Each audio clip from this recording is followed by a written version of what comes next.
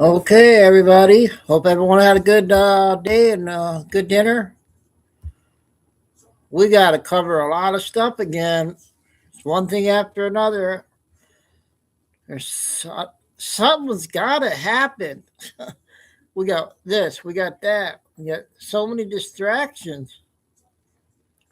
And now they're saying, um, I think ISIS might be back or something because I guess that shooter was part of ISIS. So the first two videos I want to play are 5 minutes of Trump's speech. He had a short speech last night, I guess. I didn't see it. Then Melania speaking at the women's thing. And the third one's 4 minutes of one of the gold medalist women lady there. So we'll start off with those three short ones. I got to shut the curtain here. Sun's coming through.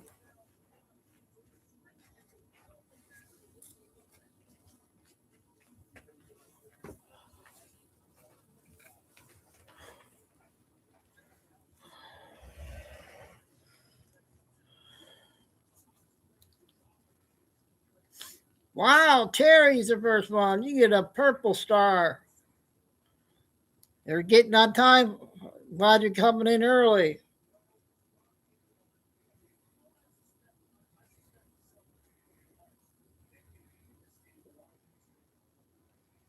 I haven't heard from my brother-in-law yet since the shooting.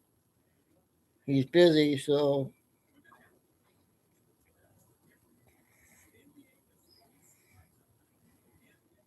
I got another copyright.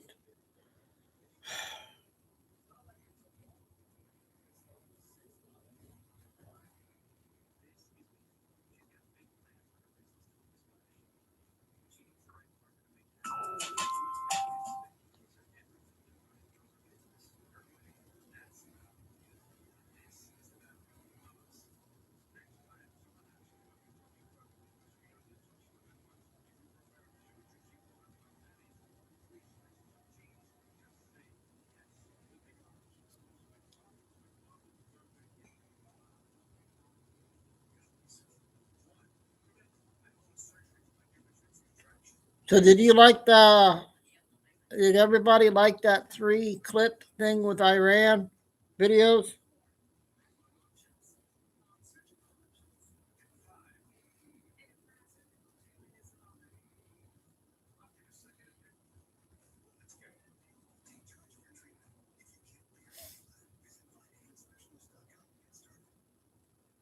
I know that everybody's normally in the chat at this time. And I did a good 3 25-minute videos with Iran stuff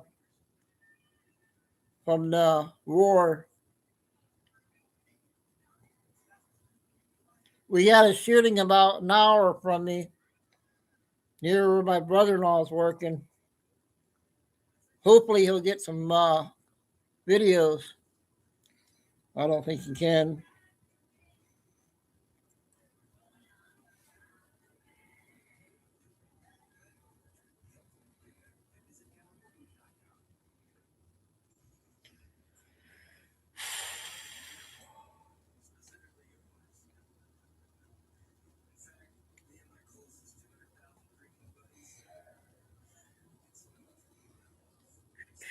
There I go. It's that time already. That was fast.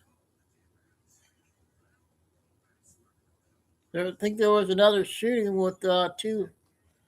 I'm not sure where that was at.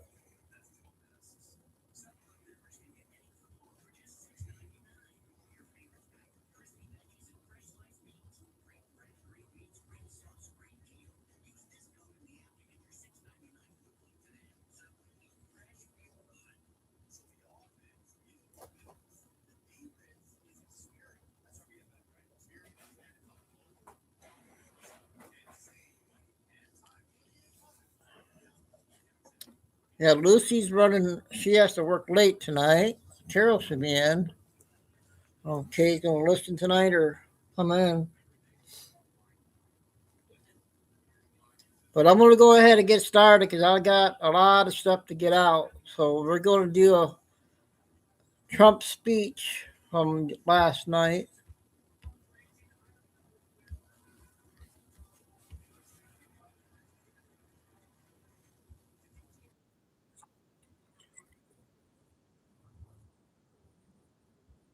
National Mall on this very solemn day of remembrance and prayer as our nation commemorates the 20th anniversary of the terrorist attacks of September 11th, 2001, a terrible day.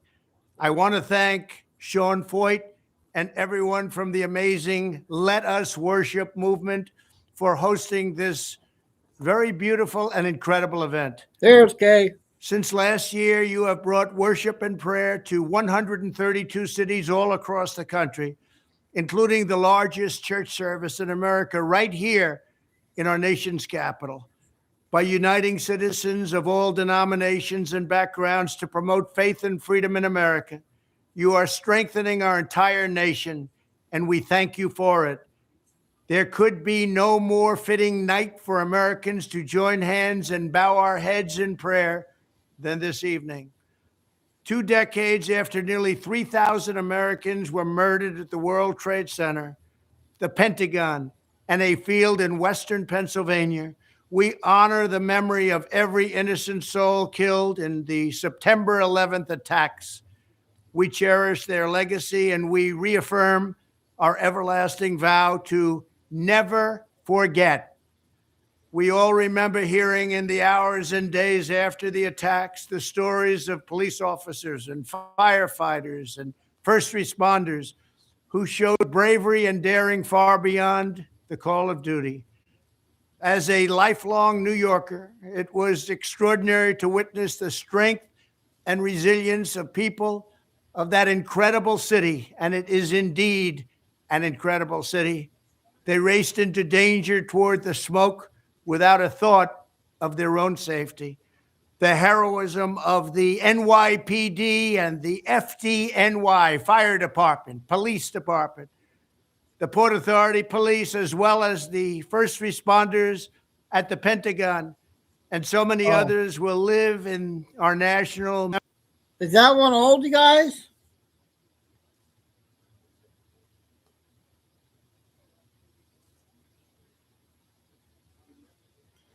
Well, I don't know. It's showing. I think it's today, Kay. It's March 12th, and yeah, today's I believe. Here, I'm gonna.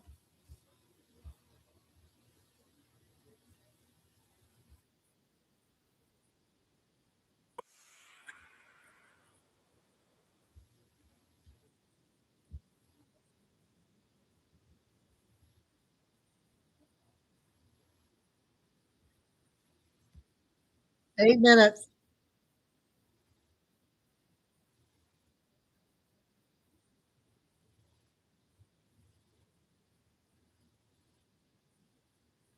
It's showing March 12th.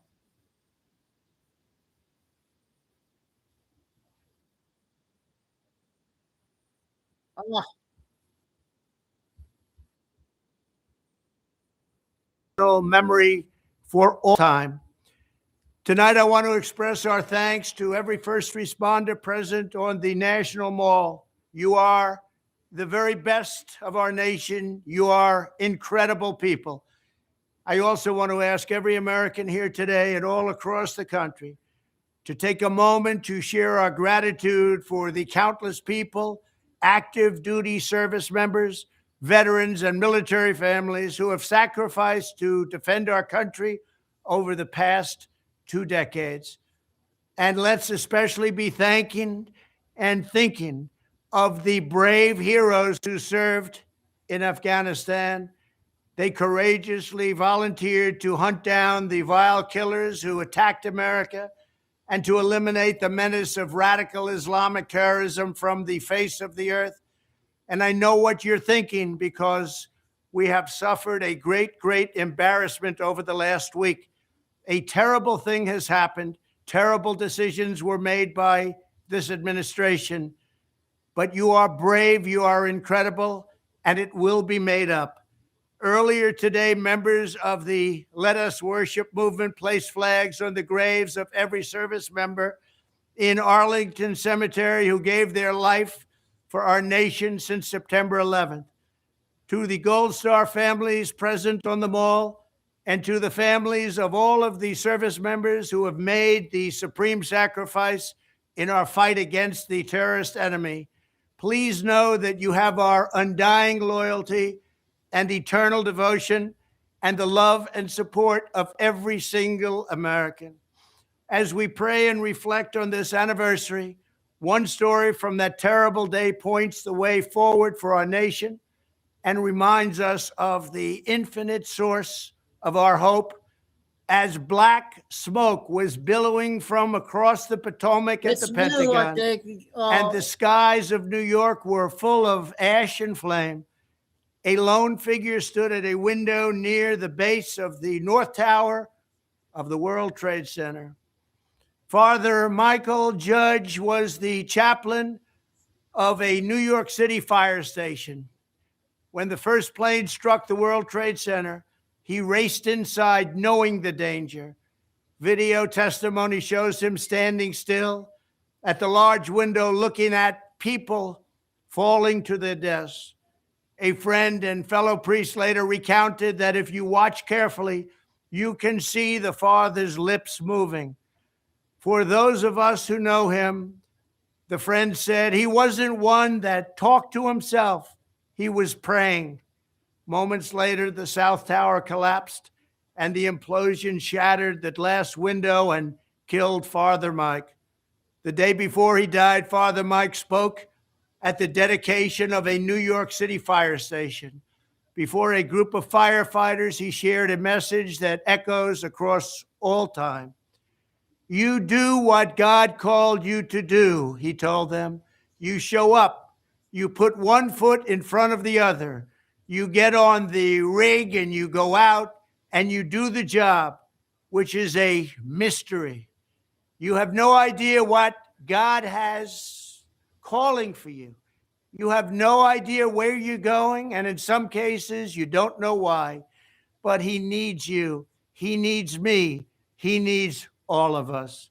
Tonight, Father Mike's words remind us that in the end, there is only one true answer to the depth and the evil that we saw on September 11th. It is God that is the answer, that stood tall over the wreckage at Ground Zero, where rescuers forged the mighty steel cross from the fallen tower's broken beams.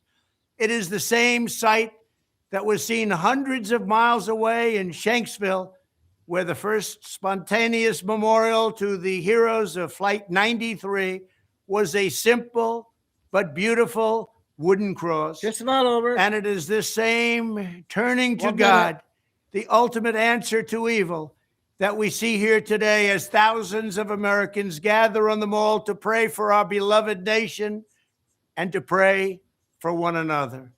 I want to thank Let Us Worship for calling Americans to 21 days of prayer in the coming weeks. America is a nation strengthened and sustained by God and the prayers of all his children. Your faith is a force that our enemies can never, ever extinguish. Your love of God, family, and country is more powerful than any adversary's hatred or malice or scorn. So as we remember those Americans we lost 2 decades ago, we return again and again to the same simple prayer that was heard echoing all across our land in the days after the September 11th attacks. God bless our first responders. God bless our service members. God bless the memory of all who died on 9/11. And God bless America. Thank you. Okay, now Melania, First Lady.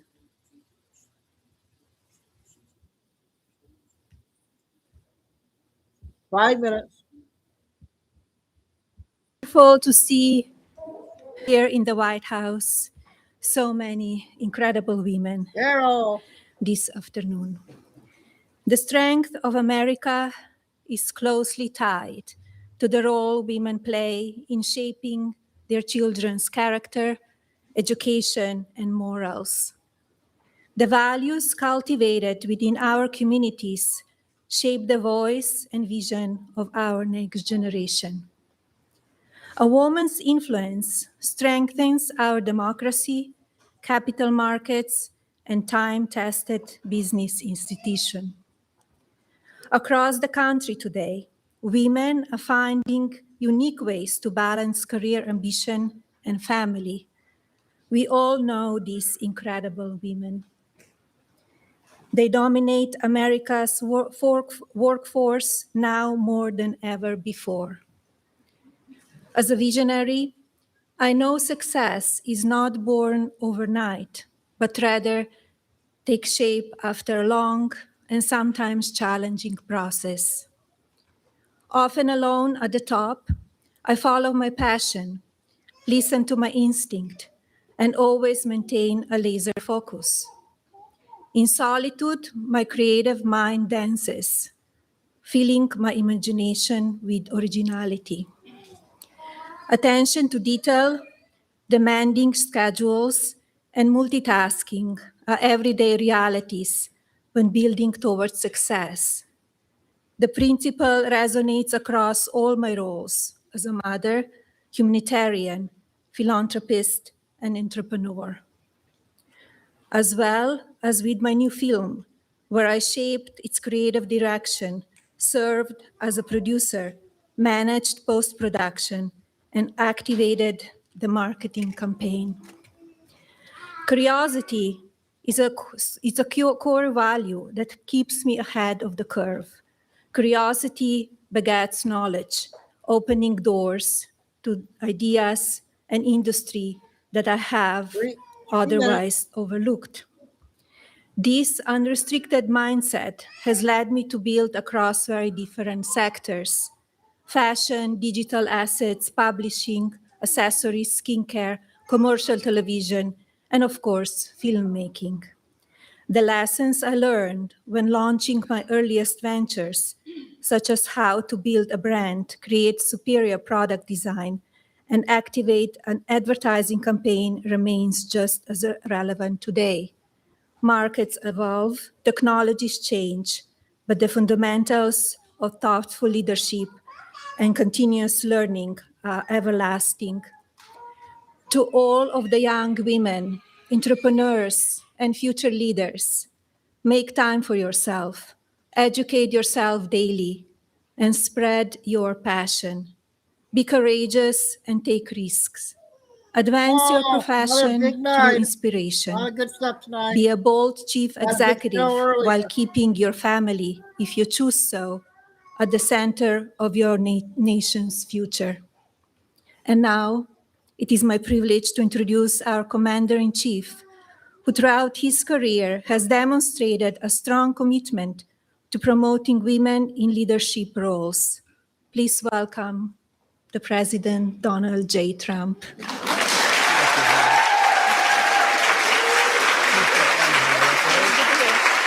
1 minute on this clip. 1 minute.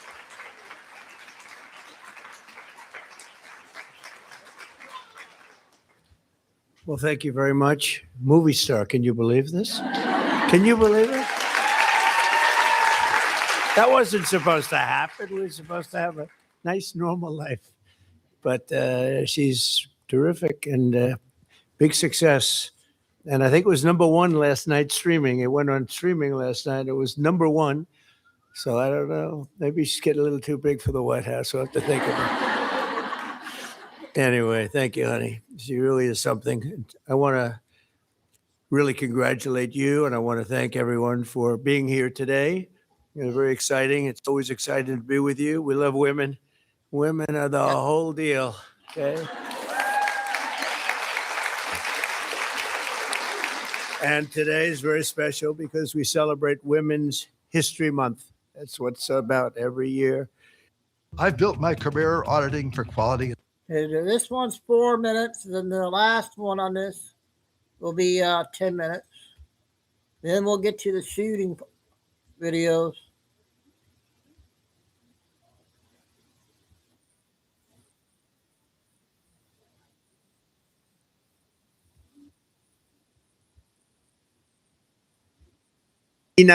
I think the Democrats 87%. The Oh, wait a minute. leadership doesn't want it. Why don't you want voter ID? There's only one reason. Ready? Because you want to cheat. Okay? They blame it on all sorts of things. They came up, they said it's racist. They came up with Yes, things it's that 8 you have to minutes. say their imagination is great. No, we're not going to let them cheat like they did in a certain election that we won't talk about. But that election was, and they cheat now. Look, we're not going to let it happen. So we're going to go get the Save America Act, not the Save Act. Nobody knew what the Save Act meant. The Save Act, what save what? Save America Act. And we're going to do everything we can. It's hard to believe. It's hard to believe we're having a hard time. I think anybody that votes against it shouldn't be allowed to run for office. You want to know the truth.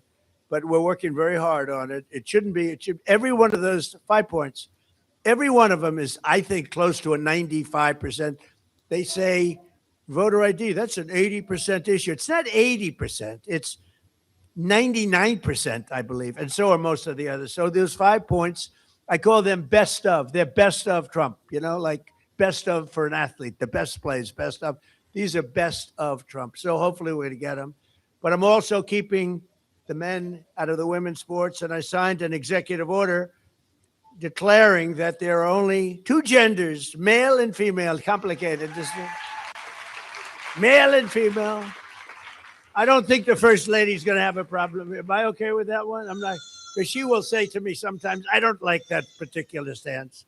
I don't know. That's okay. We like that baby cry. Melania was, I don't like that particular stance, but I think we're okay on that one. 2 genders, okay? Male and female. I think so. We'll be okay. And we have put the world on notice that America will not allow men to compete against women in the 2028 Olympics, where we have the Olympics. And we have the Olympics, we have the World Cup coming up, and we have 20, the really the biggest is 250. And I did all 3 of them.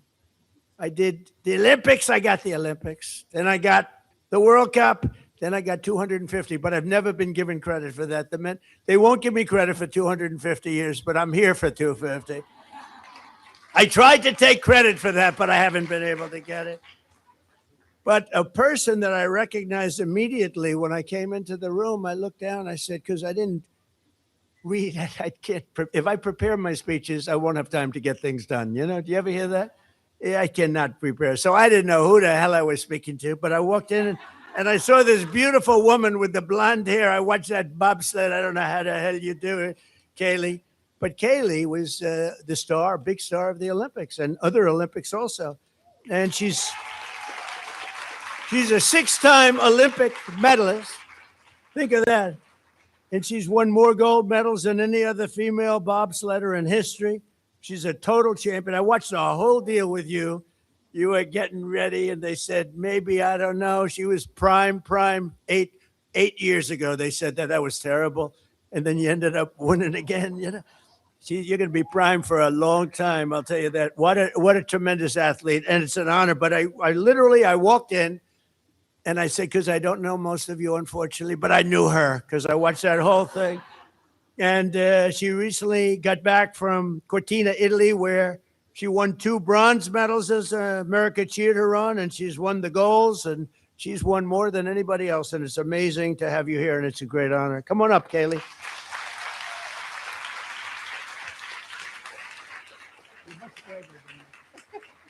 Please.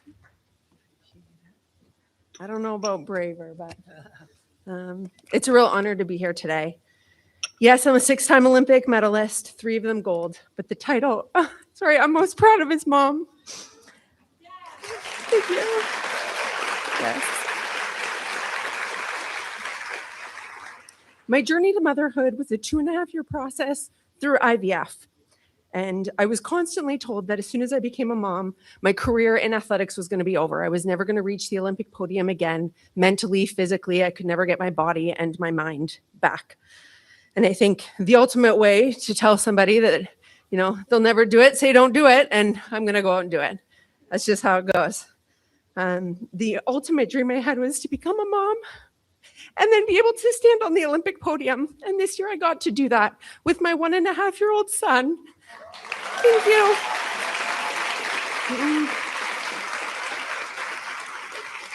Yes.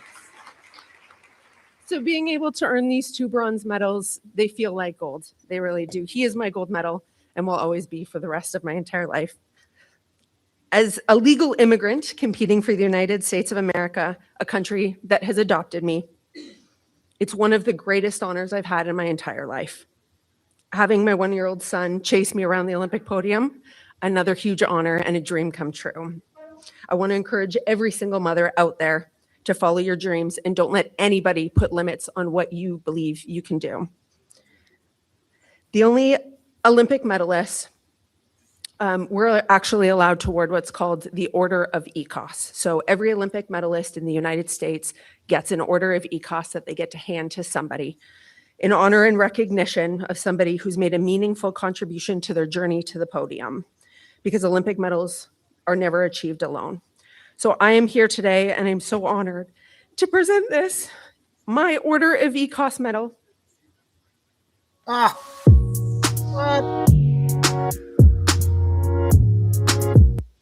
To you, Donald Trump.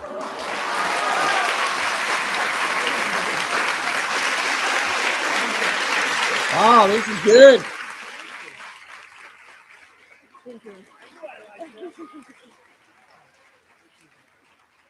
So we only get one, but I want to recognize the support and the impact you've had on women's sports throughout the Olympic movement, specifically standing up to keep biological women in women's sports, to keep the field of play safe and allow for fair competition.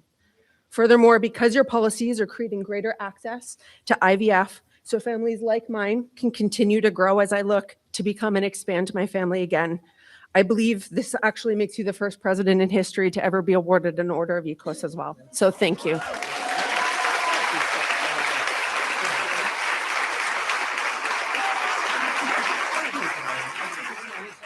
Oh, here.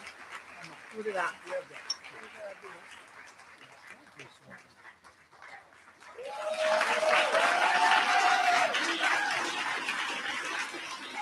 Isn't he just the best? He's the best. So thank you. Thank you. Wow. I knew I liked her. I liked her right from the first second. Now I know why. That's good. That's really nice. Beautiful. Thank you both very much. Appreciate it.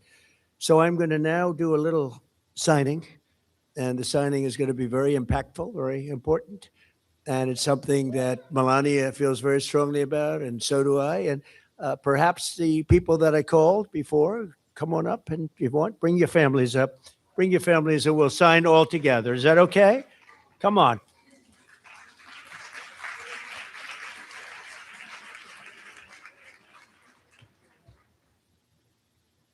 Okay, I got the next video here.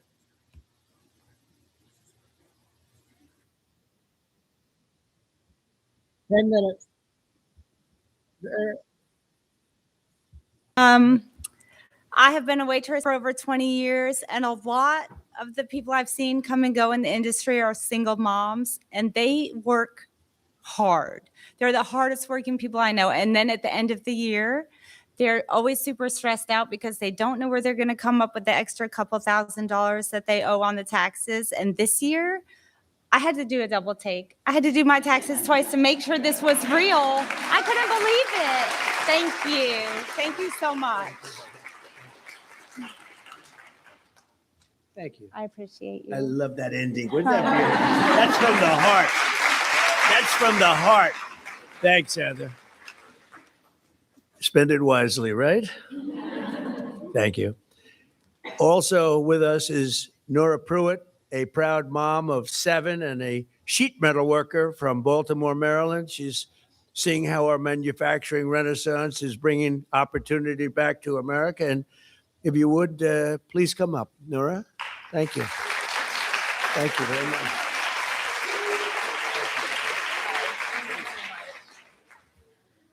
Meet EM Sense, a breakthrough Pretty in foot therapy that powerful wraps there, around your guys, foot I and ankle think. like a therapeutic boot and attacks.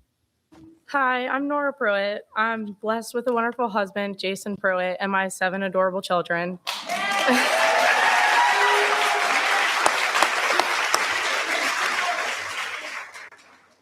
I'm a working mom. I used to be a housekeeper for 9 years. A year ago, I got a career job at Marlin Steel Wire Productions in Baltimore, Maryland. I was matched with great pay, a 401k with great match. I got a huge promotion to set up a wire forming machine. We only use USA Steel and we only make in the USA.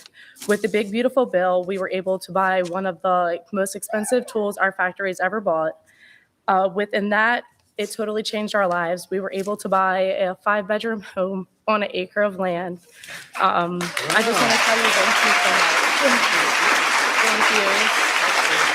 you so much. Thank you. Wow. That's pretty good, huh? So we have another person that I'm going to introduce. You know, they said, "Do you mind bringing up 5 people?" I said, "Not really, but it's a lot." Then I looked at him. I said, "How about some more like that? We want more." But thank you. It's great. Great job you did. Another working mom benefiting from our policies is Lexi Chambers. And she's a second-generation farmer from Virginia who's got 2 wonderful daughters, June and Tilly. They're benefiting from our one big, beautiful bill. I always say great, big, beautiful bill because I like it better, Pam.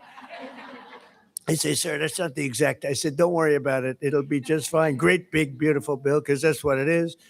And the $12 billion in farm relief we issued using tariff revenue. We get $12 billion. We took in tremendous amounts of money. We're taking in money because of the tariffs, and really jobs are coming in through the roof. And we have factories being built all over the country.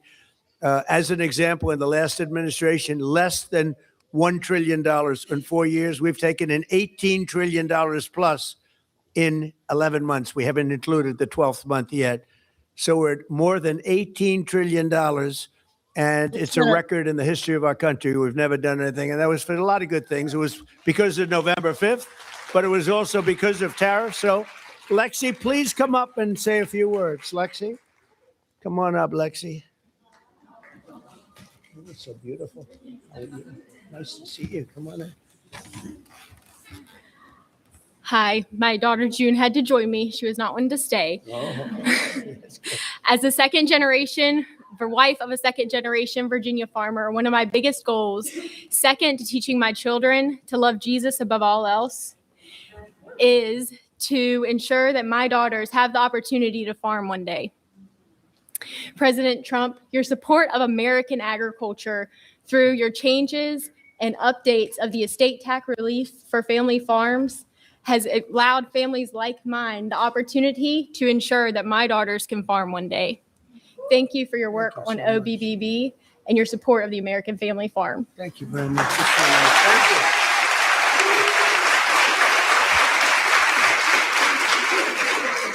That's beautiful.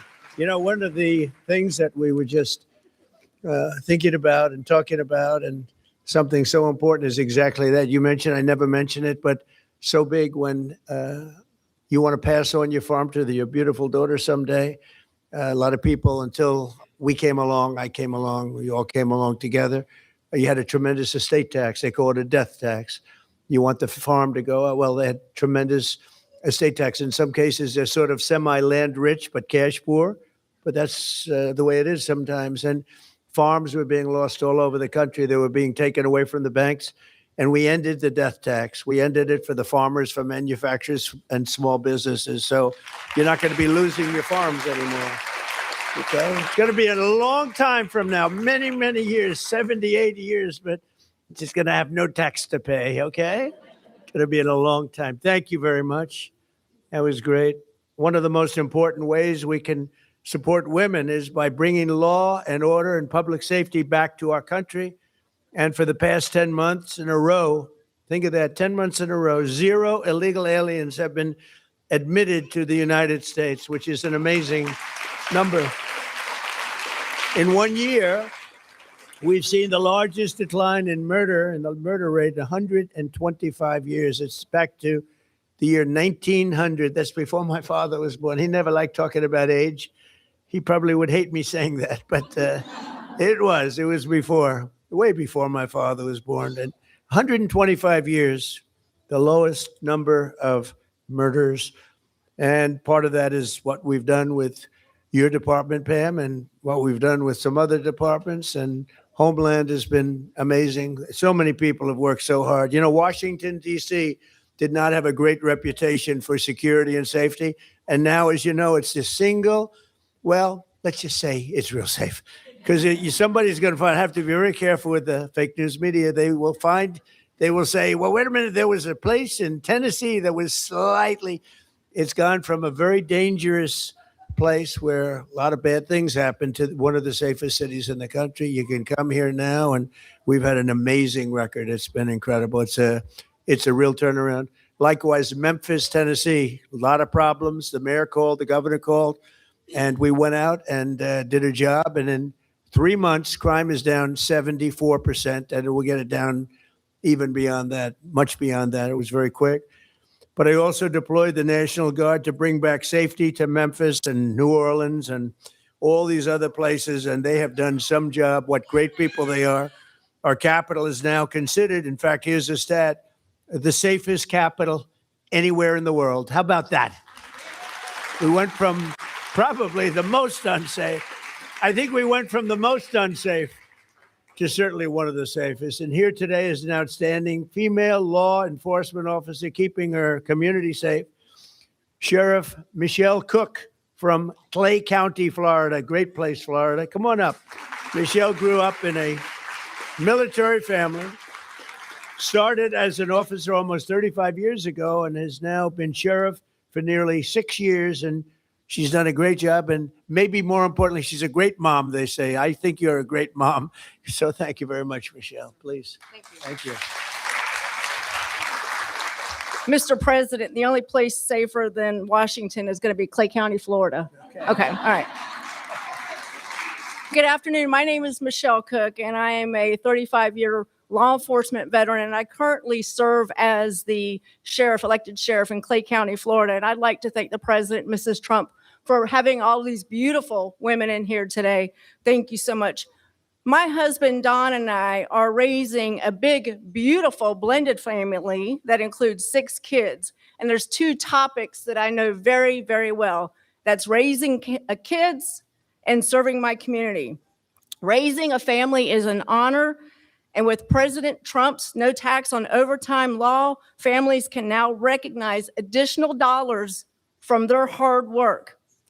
Up to $12,500 per individual, and up to $25,000 back in the pockets of hardworking Americans who work overtime to make their families happy and to provide the necessities that they need. And I want to say thank you for that, because it is making a difference in Clay County, Florida. I'd also like to talk about law enforcement. As I mentioned, I've done 35 years in this field. And one thing that I will tell you is that crime will rise to the level that a community allows it to rise. And when you have a president of the United States standing up from the White House in the Washington, D.C., saying that we will have law and order in our nation, that sets the tone and that sets the expectation. And I can tell you, it is an honor to serve my community with you at the very top, sir. Thank you so much. Thank you.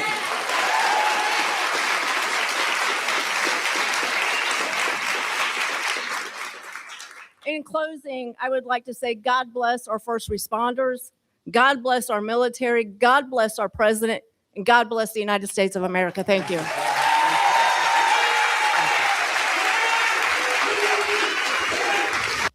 These glasses automatically turn. I think that was really good, I think. What do you guys think? Good, I played that.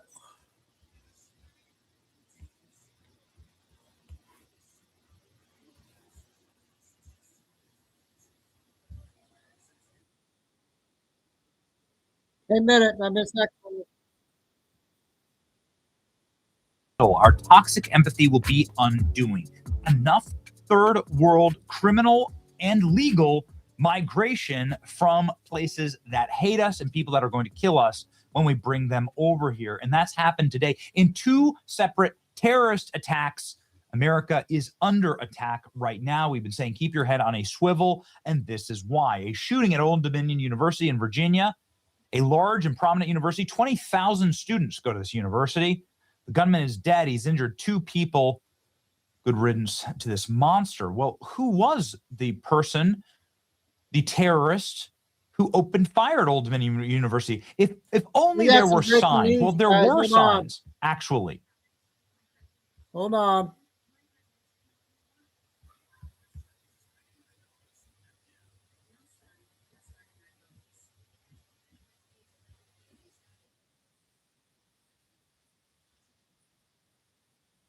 Oh. I guess that we'll do this one.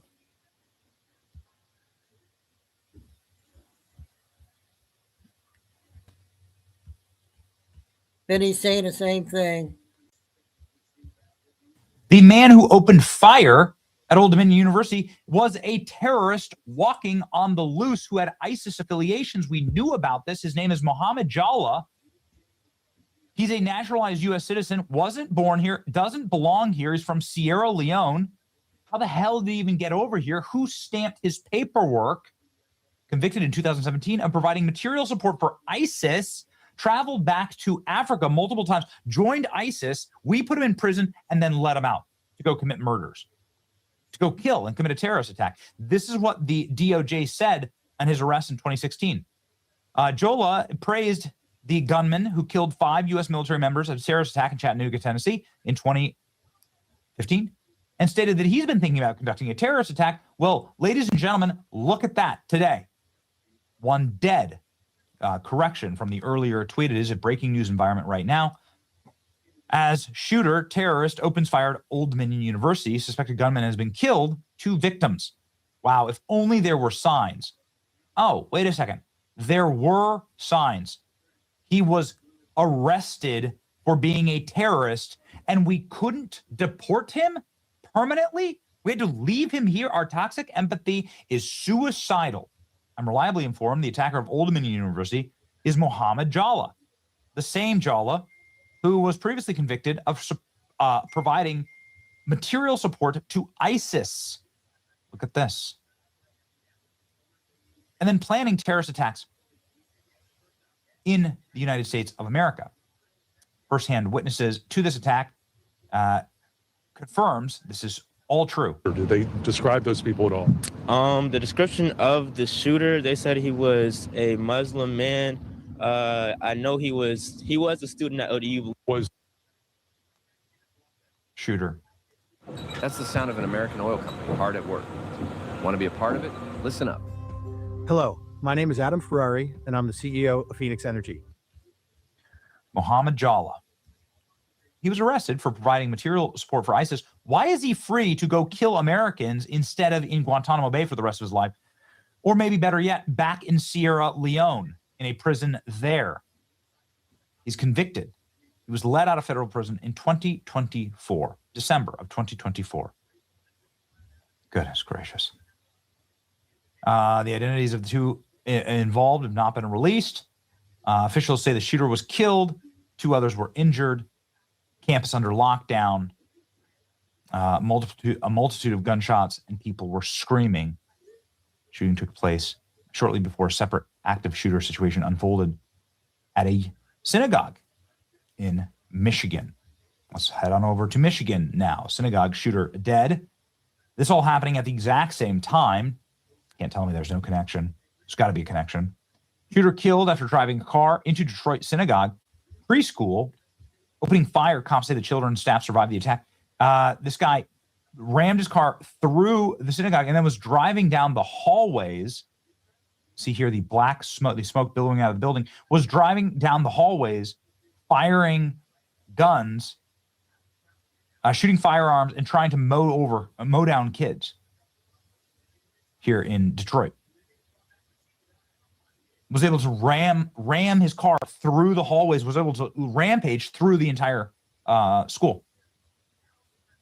Thank God no students or staff were injured in the attack. A dozen parents sprinted into the building to get their children. After getting approval from police, security guard was taken to the hospital. Being struck by the vehicle, the security guard who was there was able to actually take down the attacker, who had explosives in his vehicle. Apparently, his vehicle was completely packed and lined with explosives. He's trying to blow up, so he's trying to do as much collateral damage as possible and then to blow up the building. Well, he was at it. You can see here the smoke billowing from outside of the school. Terrifying. Look at the black smoke coming from the top of the school there. I'm told law enforcement source that the suspected shooter at Michigan Synagogue was armed with a rifle, rammed the vehicle into the building, was killed in the shootout with armed security. Vehicle caught on fire. Why did the vehicle catch on fire? It caught on fire because the suspect's vehicle ignited because of a explosive that they had in the vehicle, driving down the hallways at high speed before being neutralized by a security guard. Thank God. No, it's a work in progress. We're, through an abundance of caution, clearing the vehicle for IEDs or any explosives. We've got a significant number of bomb dogs on site, bomb techs on site, and all of that's going to be done to check the boxes. We have deployed resources all across the county, just in case, out of an abundance of caution, that there may be a second. Look at this. Crews reportedly found a large amount of explosives in the suspect's vehicle that slammed into the Michigan synagogue. Police have said they're working to clear the vehicle safely. A lot worse could have been done. As well, that emergency responders apparently found a large amount of explosives in the back of the vehicle, which just gives you even more insight into the sinister nature of what happened here. So thankful for the brave security guard and security plan that was updated just last month to prepare for the worst. The worst happened, thank God they were ready. The commentary here. In other words, law-abiding armed citizen appear to have put down a terrorist, saving countless lives. Civil Rights Division is aware of the attack. It was clearly an attack on Zorhan Mandami. About 2 minutes. Too soon? I don't know. No, it's not too soon. Just glad the mayor is safe from this targeted attack. Mayor of New York claiming to be a victim when ISIS attacked a peaceful protest in the streets of New York. Let's look back in the last couple of weeks. Muslim bomb, a New York protest. Austin Bar gets shot up. Jewish synagogue attacked. Norfolk, Virginia campus attacked by Muslims. Do you see what is happening? Last 2 weeks, Islamists attempt to carry out terrorist attacks in New York. Islamist kills 3 people in a mass murder and a violent attack on a synagogue in Michigan. Sheriff confirmed armed security confronted the shooter. Schools, synagogues, and other vulnerable locations should have trained armed guards. Seconds matter. You cannot wait for the police. Yes, correct. Look at this. Active shooter at Detroit synagogue. Look at the law enforcement response here. Goodness gracious. Yeah. The sheriff says that there are no injuries, thank God, because of the security guard at the school. Someone's shooting up a synagogue in Michigan. You never see anybody shoot up a mosque, and that's pretty relevant.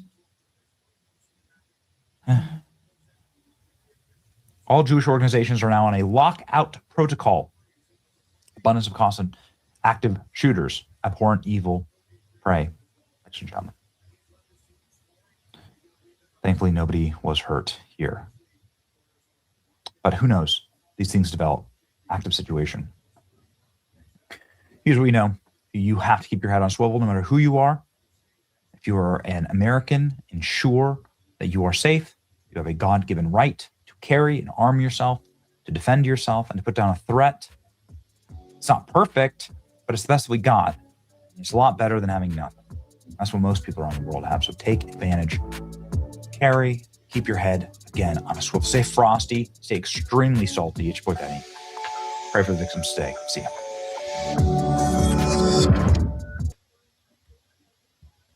Okay, first Benny. Now I got a 4-minute important video coming up.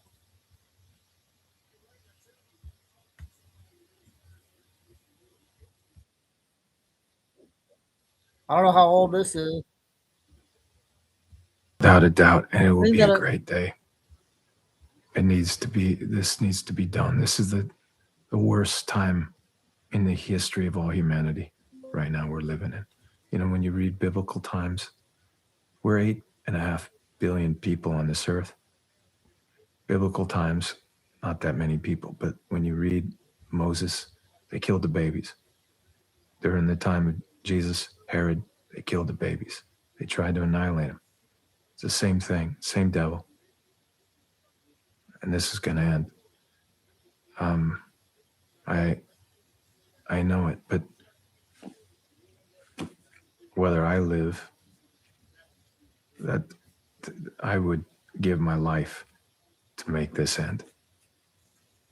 And that's where I'm completely connected to Tim in this role. And what do you guys think of this one? Or David, it's the 16-year-old. And that, you know, God could come to us and, you know, be from small towns and just say, you know, all you got to do is cry out to God and ask him, what's my purpose in this life? And certainly it can't be one of being afraid and to trust Jesus that he's got you, man. You know, I know that a lot of people out there right now have recently had to, my dear friends who committed suicide, and a lot of people want to know they will never be able to walk down the street again. That's coming, without a doubt, and it will be a great day. This needs to be done. This is the worst time in the history of all humanity right now we're living in. You know, when you read biblical times, we're 8.5 billion people on this earth. Biblical times, not that many people, but when you read Moses, they killed the babies. During the time of Jesus, Herod, they killed the babies. They tried to annihilate him. It's the same thing, same devil. And this is going to end. I know it, but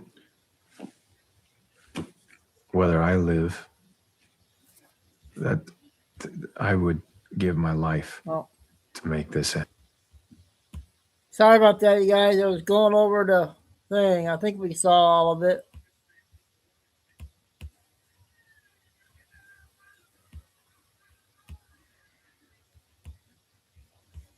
Did we play this one? I'm not sure. Operation Epic Fury. First, I want you to know that we continue to keep the families of our fallen heroes and our wounded teammates in our thoughts and prayers. I'd also like to acknowledge and thank the families of the 50,000 American servicemen and women deployed in and around the Middle East. I'm grateful for your selfless sacrifice, and I know that Americans across the country hold you in their hearts. Let me start by offering my overall assessment of Operation Epic Fury. In short, U.S. forces continue delivering devastating combat power against the Iranian regime. I've said this before, but it bears repeating. U.S. combat power is building, Iranian combat power is declining. And we remain centered on very clear military objectives in eliminating Iran's ability to project power against Americans and against its neighbors. Every day, we're striking hard at Iranian ballistic missile and drones.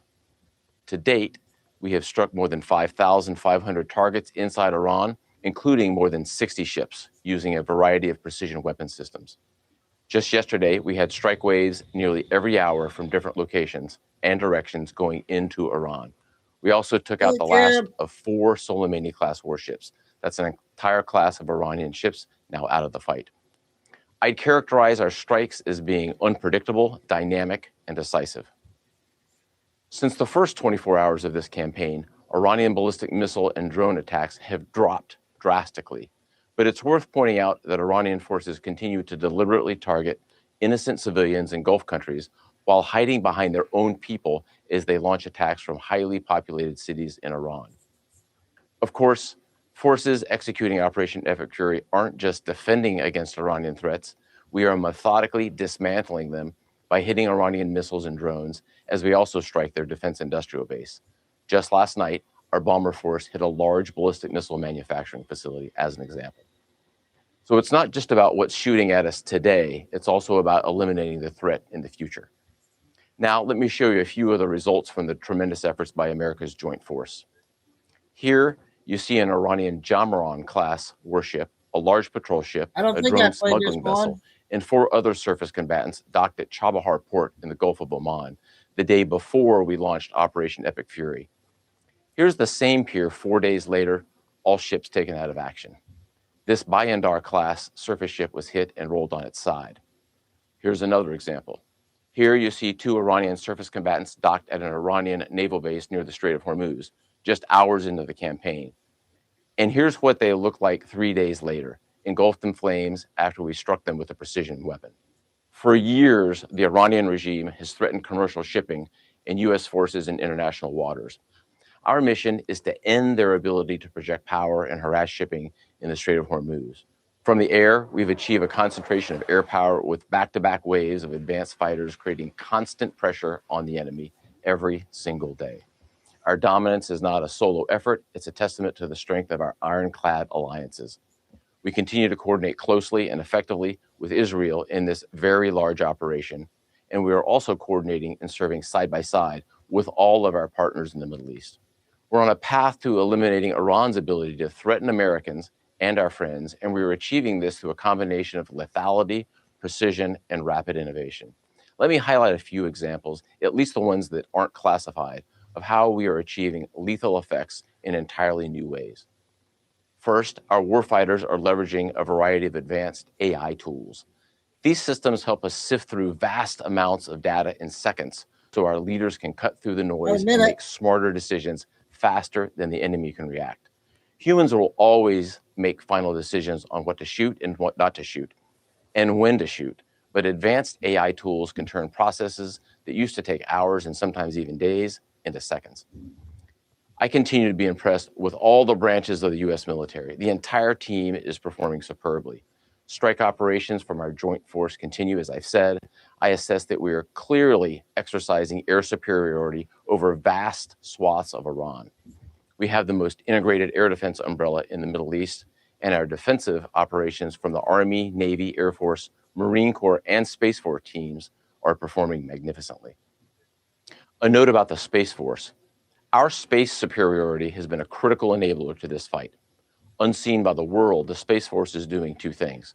First, they're degrading Iranian capability, and second, they're helping to protect American forces, and I'll have to leave it right there. All told, despite this incredible progress, make no mistake, we remain highly vigilant. And I just could not be prouder of our Operation Epic Fury team, and I know the American people share that same pride. To all our warriors out there, please keep up the great work and Godspeed. Thanks so much. Okay, I hope that was okay. Another 5 minutes.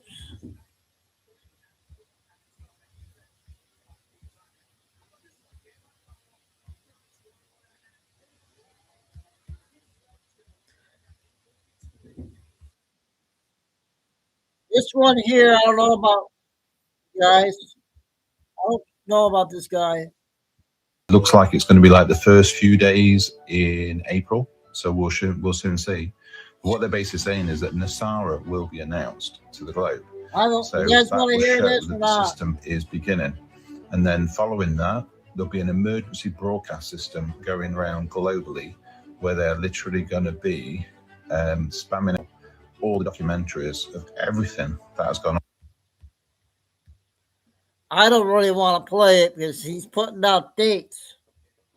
So it's up to you guys. I'll play it if you want me to. Because he's been wrong. He's been wrong too.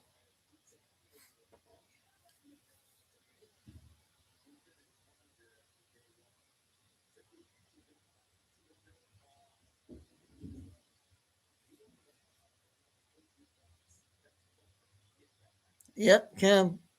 Yeah, this guy doesn't. I heard him about a few times last year. He's just another bad person to follow.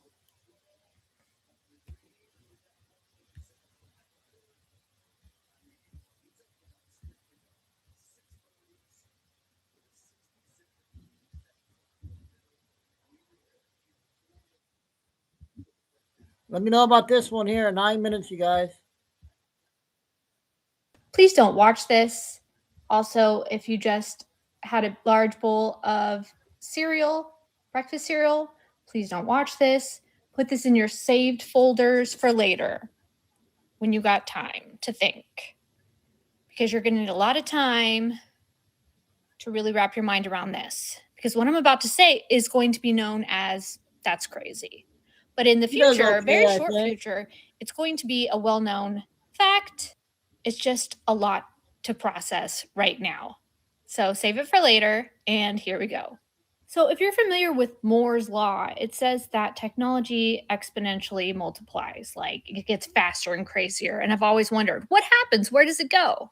Where it goes is into the very nature of reality, this thing we don't understand. It will go so fast, so efficient that it will give us the answer as to what reality is, who we are, and how we got here.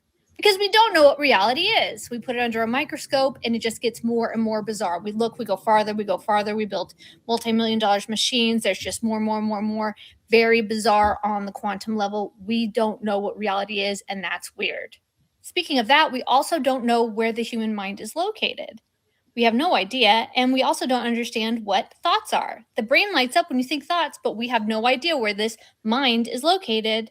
A lot of people don't know this, but our internet is about to receive a massive upgrade. We're going to move from just basic internet to a blockchain technology style where we can transact faster peer-to-peer. Think of it like in the 90s, we had phones on the wall. Then we had cell phones in our pocket. Then we could text people. Then we could talk to people all over the world instantly. Our communication is getting faster. Information is getting faster. Transactions are getting faster. I can Venmo you. We're starting to pull away from centralized institutions like banks and governments and things that hold a lot of power that we rely on to just transact freely with each other. It's going to be a new, upgraded, decentralized world. But beyond the blockchain, there's something else. It's called the holochain. And AI and I got into a conversation. I saw this once before, but couldn't really wrap my mind around it. I said, if reality is anything, it's most likely a super advanced technological simulated experience. AI is underneath everything. We're touching things, but they're touchable holograms, if you can try to wrap your mind around that. Touchable holograms are an actual thing, but we'll save that for later. So we're working on the blockchain, but the next layer of the blockchain is called the holochain. The holochain can, you guessed it, do hologram stuff.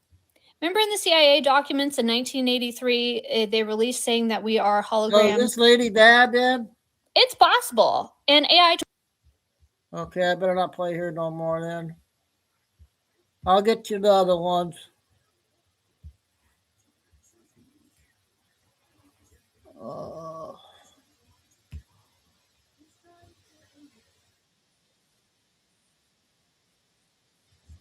Let's do Nick's videos. Nick has 2 on, I think.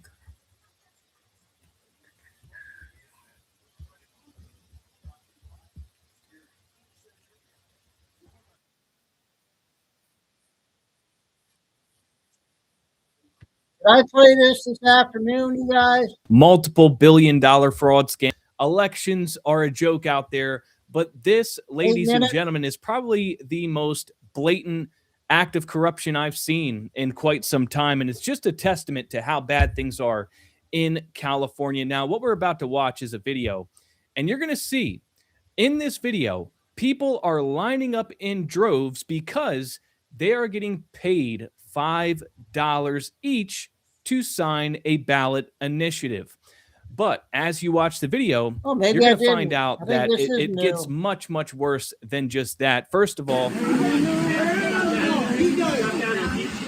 notice the crowd, notice the demographic, notice the type of people that are lining up to receive their $5 for signing. Hey, what's the line for? For sign petition. Shut up! Don't say nothing more. They get $25 to sign a petition. They get $25? $5. Okay. Did you have to have your ID? I'm not sure. No, you most definitely don't need an ID. You basically just need a heartbeat and you're good to go. But notice the crowd. This is obviously homeless people. They're people that are down and out, and they're lining up in droves to receive their $5. And obviously, they don't even care. They don't even know what they're in line for. They just know when they get to the front, they get $5, and that's all that that's all that they care about. But it gets better. It gets way better. Okay.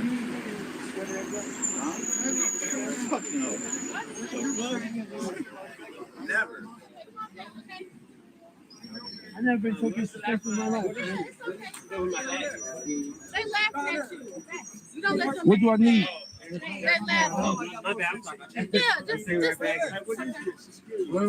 What is this? I don't know. What name do you got? What name is that? The Crocker. Jeffrey Crocker. Okay, stop. You see that paper that this guy's holding? She said, "What name do you got?" And you can see there's information highlighted on the piece of paper. And she's cross-checking the name and address, the information on his paper in his hand versus the petition that he just signed to make sure that they matched up. And so what does that tell you? He's not signing on behalf of himself. He's signing on behalf of somebody else. And if you don't believe me, take a listen to what happens when the guy with the camera asks her a couple of questions here. Yeah, you here. You only signed 2 of them so far, right? Yeah. Oh, she said you only signed 2 of them so far, right? So he's sitting there filling out ballot after ballot after ballot. He's clearly already signed more than once. So even if he wasn't signing on behalf of somebody else, there's evidence of a crime. He signed multiple ballots. He signed 2 of them. Oh. He signed 2 of them. I know. I'm not gonna lie.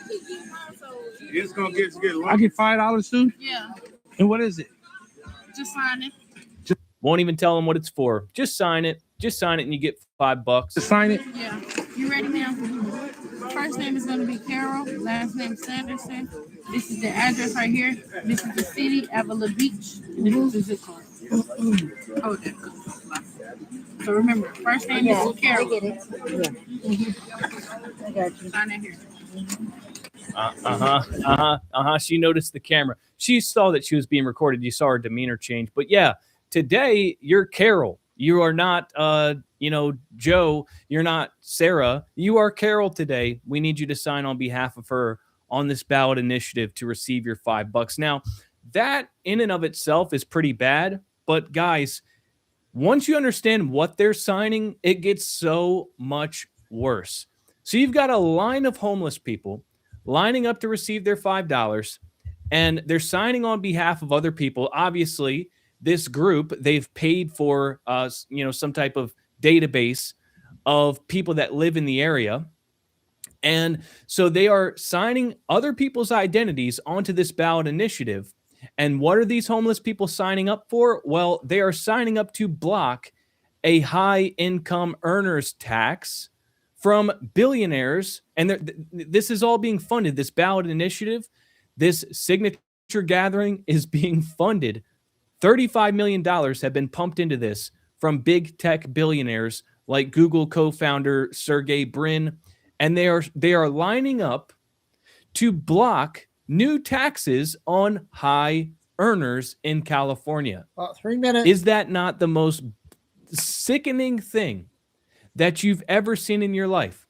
They've got these people lining up, signing away to block a tax on billionaires.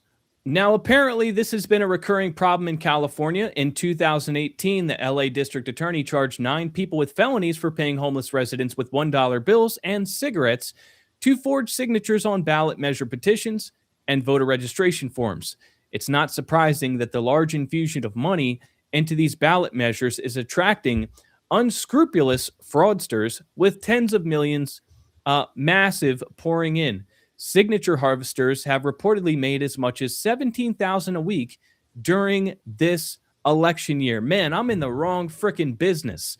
$17,000 a week. And so what this means is that these signature harvesters, these signature gatherers, they're making so much money that it is actually profitable for them to give a cut to these homeless people, pay them $5. Okay, they line up in droves. I make more money. I get a better return if I share a little bit of the wealth and pay these homeless people to sign. So that goes to show you, these people, they're probably getting 10, 15, 20 bucks a signature. And so they're setting up these incentives for corruption. Now, the spokesperson for Building a Better California, Abby Lenardi, told this person, Laura Powell, via an email that they're aware of the video and they've contacted the signature gathering agency to reject any petitions from the circulator in video. She emphasized, we do not tolerate this or any type of fraudulent activity in the signature gathering process. But let me be the bearer of bad news, guys. These people that are willing to pay $17,000 a week, those people, I can almost guarantee you, they don't give a damn how you get it done. Just get it done. Okay. They are setting up the incentive structure for this type of thing to happen. But the thing is, they can blame it on a rogue operator and deflect culpability or any liability by saying, we didn't tell her to do this. We never instructed her to do this, and we had no idea what was going on. So, we did the right thing. We contacted the agency. We said, reject all the signatures from that specific person, and we move on. And we're not going to be faced with any charges. We're not going to be held accountable. And we'll continue to pump money into this ballot initiative and incentivize these signature gatherers to do what she was doing. And if a video goes viral, yeah, we'll do something about that one. But basically, they just set up the situation so that this type of thing happens. And this is all too common in the state of California, but it is a testament to just how corrupt and crooked it is out there, ladies and gentlemen. So once again, we're finding out that elections are rigged, they're fake, they're gay. And so I thought I'd share this with you guys just to drive home what we already know. But ladies and gentlemen, if you like the video, leave a like, subscribe to the channel, turn the bell notifications on. Thanks for watching, and I will see you next time. Okay, that was the first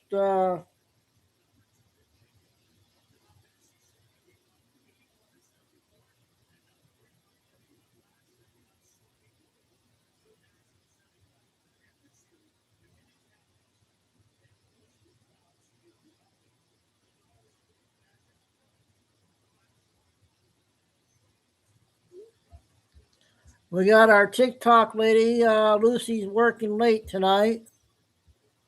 So we got 5 of them to play.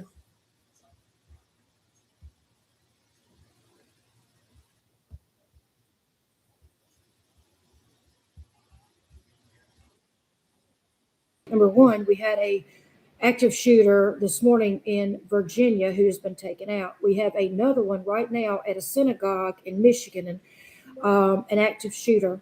So here's what's going to happen. All the crazy motherfuckers that live over here that feel like they're doing Iran a service that can get their hand on a weapon is going to start doing their part. We are fixing to have a problem with lone wolves. Okay, please be careful. For God's sakes, Carrie. So here's some facts about Iran that you may or may not know. Did you know that in Iran, you probably knew this because I heard this as a little girl, if you get caught stealing, the punishment 9 times out of 10 is having your hands chopped off. Okay. Did you know that if you are gay or trans or any of those other things, that is punishable by death, sometimes by stoning? Did you know that as long as the father gives consent, a girl can get married, a little bitty girl, to an old man? Let's think 9 years old and a 50-year-old man. Don't forget that graping, if you say you were grape, you have to have the testimony of 4 men to verify that you were, or the rapist has to admit it, or you're publicly flogged or stoned or unalived. So imagine a 9-year-old little girl with a 50-year-old man. In the Shahara law, whatever the fuck it's pronounced, a man can lightly beat his wife. Okay. A woman is not allowed to say no to her husband on his nightly needs. So graping is allowed in a marriage. For all of you that say that's not possible, then you've never been great or know what that's really about, because a man can absolutely grape you in a marriage, okay? So a 9-year-old can be screaming and crying, hollering for her daddy to help her, while a 50-year-old is doing his thing that he's allowed to do under that law. Did you know that in that Islamic Sharia law sort of situation, if you decide you're going to leave it, you want to leave it, guess what that's punishable by? Once again, flogging and unaliving. So this is what the Iranian people have been under. Now, as of 2013, there was a study done, and more Iranians have been kind of slowly, quietly trying to move away from that, but not the Ayatollah, not the one that Trump blew away. Oh no. That's why he took out 35,000 of his own people. Now, I said yesterday that the women are constantly raped, and if they say they were raped, 4 men got to agree with them, or they are publicly flogged. Hey, guys. That's number one.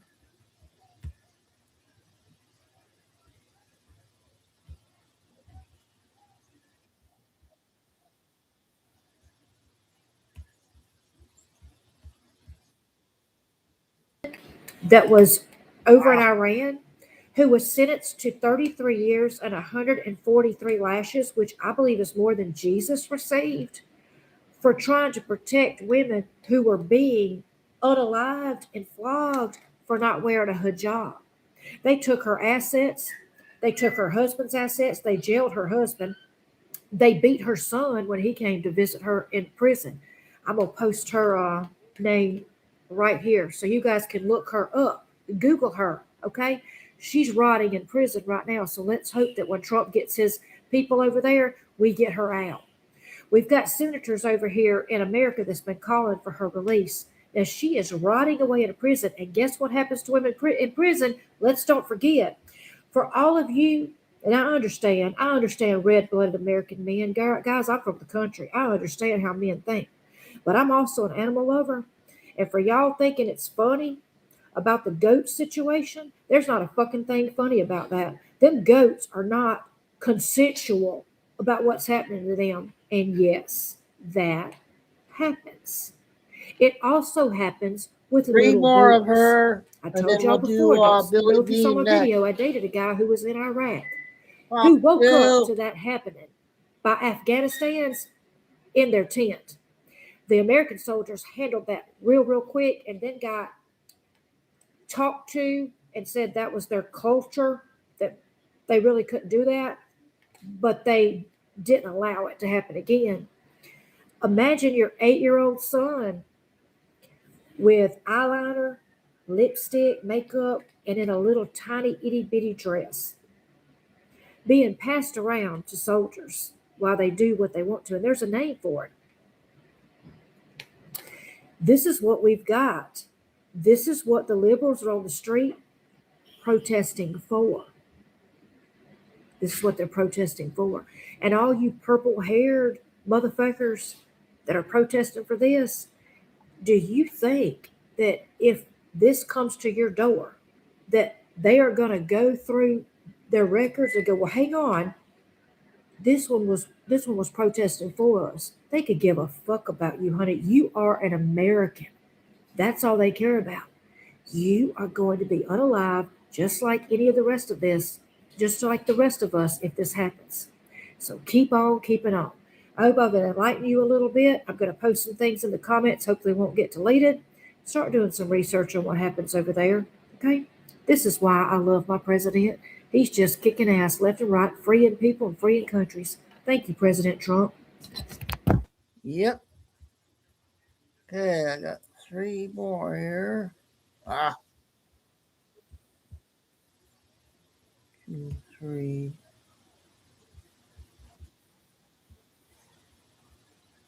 Some people might have missed this one.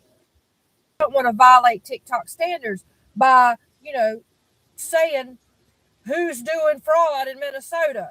So we'll call them the big S's, okay? Because if I say who it is, I get violated community standards because we don't want to call out who's doing the fraud. let me update you. First of all, I'm on the way to the vet with Roderick because of because of 3 TikTokers sending me money.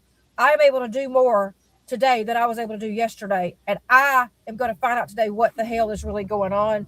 Every time this cat eats, he is hunched over in pain, in horrific pain. Diarrhea just comes out of him. He doesn't even have to strain, but when he does strain, he screams. He just walks around. It comes out as soon as he eats. He passed a roundworm this morning. I don't know if he's got a severe blockage, but we're going to find out because I've got some more money today. So guys, thank you so much for what you've done. I was only had $100 bill yesterday, and then I had another $67 in my little debit card thing. So that's what it cost yesterday, was $167. No x-rays, no nothing. But we're going to get more work done today. I'm going to update you. Second thing is, did you see the big S's in Minnesota? Okay, you know what I'm talking about? Big S's. How about they have this huge ass daycare? Ain't a kid in sight. Ain't one little kid running around. So this investigative reporter that's like a self-employed person, does it by himself, he goes there with another man. He knocks on the door, and I reposted this. You have got to go look. They're like, hey, where's the kids at? You guys are getting millions of dollars in funding from the government. She not going to open the door, right? She going to try to cover her little face like that. And she's like, harassment. And so he's like, where's the children at? Oh my God, guys, they're calling Tim Walz the fraud father. Oh my God. There is so much being uncovered in Minnesota.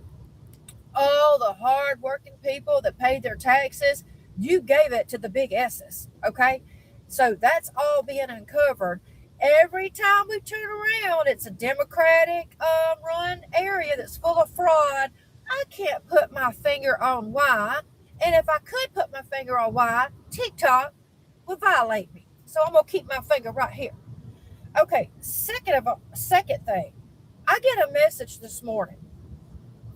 I get some crazy messages. I don't talk about all of them. Hell, I don't talk about 99.9% of them because I ain't got time, because I'm too busy rescuing cats off the damn street. So I get a message this morning with a copy of my video of when I was going down the road and I saw him. I really love your content, but please watch your language. My daughter is sitting next to me when I look at TikTok. I don't want to have to unfollow you, but my daughter means everything. What in the fuck? Okay. Oh my God. Have you not met me? There's not one video, unless it's musical videos of the animals, that doesn't have a cuss word. I was very kind. And I wrote back and I said, I am truly sorry. I am working on my language because, it is my TikTok, and you do have the ability to not watch my TikTok, but that's okay. I'm watching my language. However, with that said, I'm not on here showing off my body, drinking, wrapping a tourniquet around my arm, and I'm over here trying to do good in the world. And I really apologize that you're offended by my language. I suggest that when you open up TikTok, maybe don't have your child sitting right next to you. I wouldn't even open TikTok in a mall unless I had the volume down. But that's the kind of stuff I get. Now, I know that my language is offensive, and I am working on it. But if you followed me more than 0.2 seconds, you know that's how I talk, okay? And I mean, just take your child and go, hey, I need you to go sit over there and play, because I'm supposed to look at this lady's content and she got a nasty mouth and I don't want you to hear it.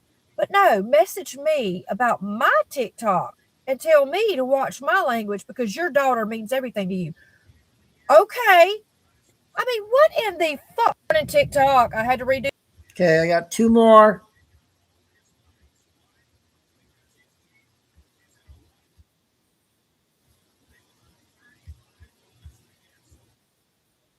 Happened. By the way, they said nobody called in to help. So if you still want to call in, please call in. He's got to go back tomorrow for more fluids. Please help me. Or if you will go to the Amazon wish list and get those little soups That's what he needs, is lots and lots of liquid food. So let me tell you what happened. I went in there, and as soon as the vet saw him, the vet is like, he's massaging him. He's like, I don't even feel his kidneys as he peed. I'm like, I haven't seen him pee, but he's done nothing but diarrhea the whole time. And he's like, so he starts doing all this exam because I'm about positive he's been poisoned. I'm like, okay, everything else has happened to him. And he said, I think, I can't even feel his kidneys or his bladder. I think he's probably got so much damage from whatever he's ingested. And so of course I bust out crying, and I said, what if we give him fluids before we make this decision? Because I won't be able to sleep if I make this decision knowing that I didn't try everything, because this little man wants to fight. And he's like, I just think, and then I guess me sobbing hysterically. So he said, yeah, let's give him fluids, and let me, he can't get a blood sample. He's too dehydrated. He can't get blood. So he took him back there, gave him fluids. Well, he brings him back, and Roderick is just like, doing Cirque du Soleil in the exam room, walking around, loving on the vet techs, loving on me, walking. And the vet walks in. He kind of looks. I'm like, you see, this is why. I'm like, he's a fighter. And he's like, okay. He's like, bring him back tomorrow for some more fluids. He's like, whatever this baby wants, whatever he wants, you give it to him. I want him full of groceries. I'm sending vitamins. I'm sending this. I'm sending that. So we're all going on our way home. And whatever he wants, he's going to get. And we're going to go back tomorrow for more fluids. And then we're going to see what happens. And we're going to hope and we're going to pray that he doesn't have kidney damage.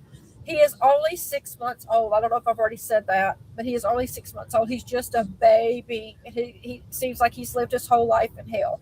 So that's the update, guys. Thanks so much for being there with me through this. And keep your fingers crossed. Keep those prayers coming, because I swear to you, that's what kept him alive last night. Thanks, guys. That's good news there. Last one. Billy Bean's next. You can't hardly function. How many hours can the body go without sleep? But guess what? Roderick's got to have his soups. He's already ate 2 this morning, so I'm up here fixing to start working. Can't say the other word because it's racist. But anyway, look, I'm probably going to get banned again or muted. Can you go follow me, please? Look at my same name, Crazy Cat Lady, but at the end of it, I got an exclamation point. That's my second account. I'm going to tell you something that's happened recently, but I got to tell you in code, because you know what happened. So read between the lines. Iran has declared love on the United States. Now, you might be thinking to yourself, oh, well, whatever, what else is new? No, they said that this is the most credible love that has since they've seen since the 80s. They have actively been rebuilding. Remember the building that needed cleaning up? The United States went over there in June or July and cleaned it up real good. And the liberals like, you didn't clean it up real good. And they were like, oh, yeah, we cleaned it up real good. Well, apparently the people over there have been busy little bees trying to rebuild and get it all back together. Well, they are pissed off. So they have declared love against Israel and the United States, and I believe the UK. I'm so tired. You'll have to Google this. Anyway, it is a credible love thing. And we all know that Iran can't love us all at once. But okay, they've got below little you. love bugs that crept over 4 years ago. And that right now they're, and I can't say that because that gets me muted. But anyway, I don't know what's going to happen, but that's what they're talking about. So start researching and looking into that. The second thing is, did y'all know that Trump and the administration made up that Nigerians were being loved by ISIS? Made it up? No proof. That's not going on over there. That's what the left is saying. Guys, let me ask you a question. Why is the left protecting cartel, unalivers, fraudsters, think about this for a minute. If somebody is doing something All right, that I'll us check with you normal later. people think is not okay, they are protecting those people. What is going on? Did you see the girl that when she was 19 years old, she was pregnant? She had mental problems. She had been diagnosed with some things. I don't know why she wasn't under a 24-hour, 7-day-a-week watch. So she gives birth in her bed a day early. Her mom, I guess, is in the kitchen. I don't know. How about she's laying in the bed? I mean, I don't know about you, but I went through childbirth, and I can't imagine. I can't even imagine. Anyway, she's wearing boxer shorts, and she said it didn't hurt at all. The baby just, so she leaves it. She don't move. She doesn't pick it up. She doesn't get it off her side of her leg on the inside of her thigh. She leaves it there. And guess what happens to it? It unalived because it couldn't breathe because it was pressed against her inner thigh. And then she got up and took a shower and went and slept in her mama's bed. Her mama went there and found it. They first said, okay, well, you got mental problems, man.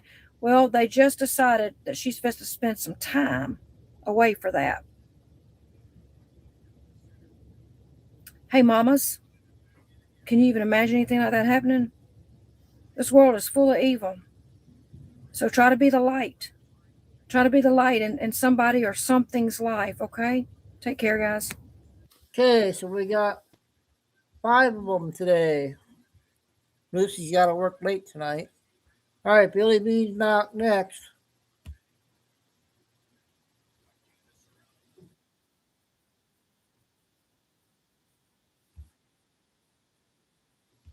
More complicated installation.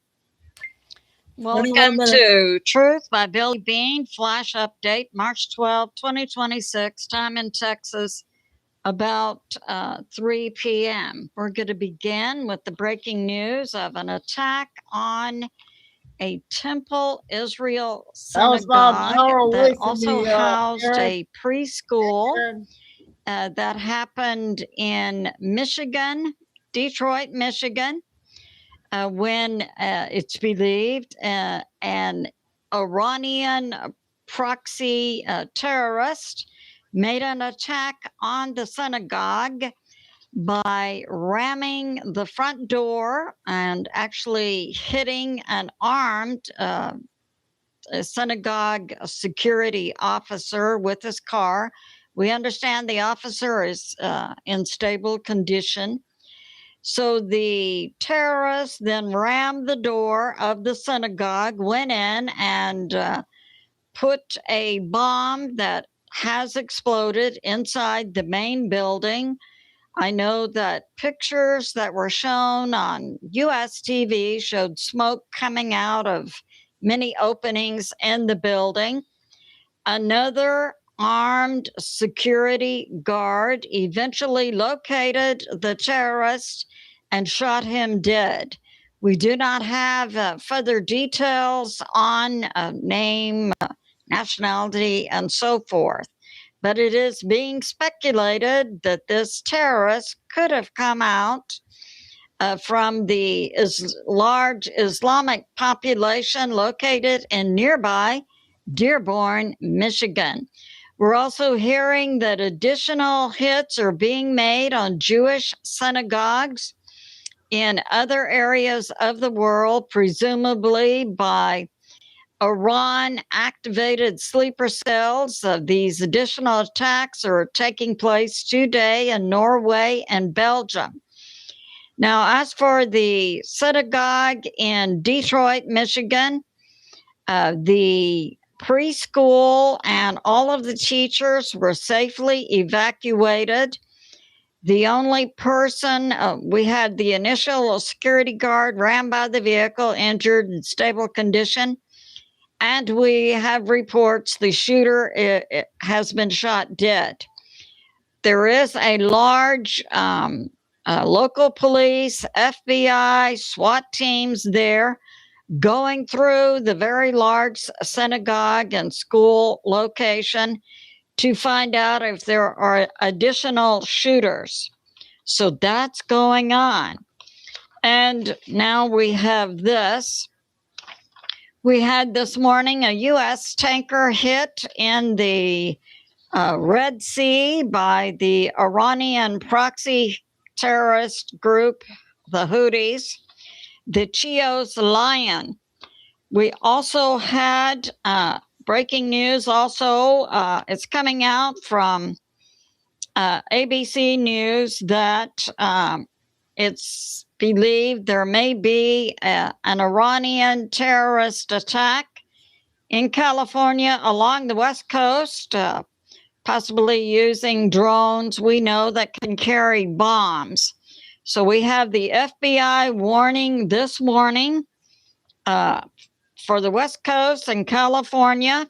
They're on heightened alert. So that's going on. And we have this from Spain, and I put out a recent video. It's believed that Spain is one of the, certainly like Canada, is controlled by the CCP. And we know that Iran definitely is in bed with the CCP. Spain is saying that they're putting out of Spain the Israeli ambassador. And also Spain is removing the Spanish ambassador to Israel. We also have in Switzerland is closing their embassy in Tehran, Iran. So they're leaving overland through Azerbaijan. And it's coming out, the IRGC are now hiding in hospitals and schools because they know that neither the U.S. nor Israel hit hospitals and schools. Now, there's been a major split in the IRGC with the clerics and mullahs, and we're hearing a message is coming out from the Ayatollah number 2, believed to be in a coma and on ventilator since February 28th. That's via the IRGC. I guess the IRGC is not adept enough to bring out a double. So they just had a voice saying, this is Ayatollah number 2, bringing you a message. I'll get to that later in my episode. So we have this, that of the past few days, the U.S. has been making hourly strikes on Iran. We know they've made 5,500 hits in the 12 days of this conflict, the U.S. military. They've taken out 55 Iranian Navy ships, including the last 4 Soleimani warships. And we have this, so we had just last night the Iranian police leader on Iranian TV saying that the IRGC and the police are going to continue to machine gun down in the streets of Iran unarmed Iranian citizens who appear to be celebrating the U.S. and Israel hitting the IRGC. So that's going on. And we have this from U.S. Intel. Burning, tingling, numb, aging feet. This new 3-in-1 massager targets all the root causes. So there's a part of Iran right about this area called Kastan, where a majority of Iran's oil is produced. And this area, Kastan, is now making public statements that they break with the Islamic Republic and the IRGC and the local tribes in that area who are producing the majority of Iran's oil, reject the IRGC. So that's going on. And we have this. The U.S. has taken out 55 Iranian Navy ships. They've taken out 16 speedboats used by Iran to lay mines. So that's going on. And we have this.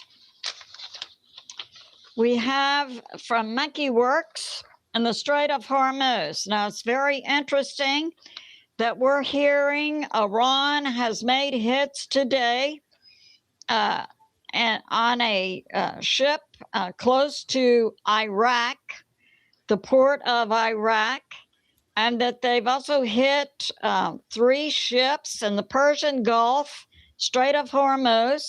They've also taken out the safe zone port in Oman. So the ships hit in the Persian Gulf area include a container ship from Thailand.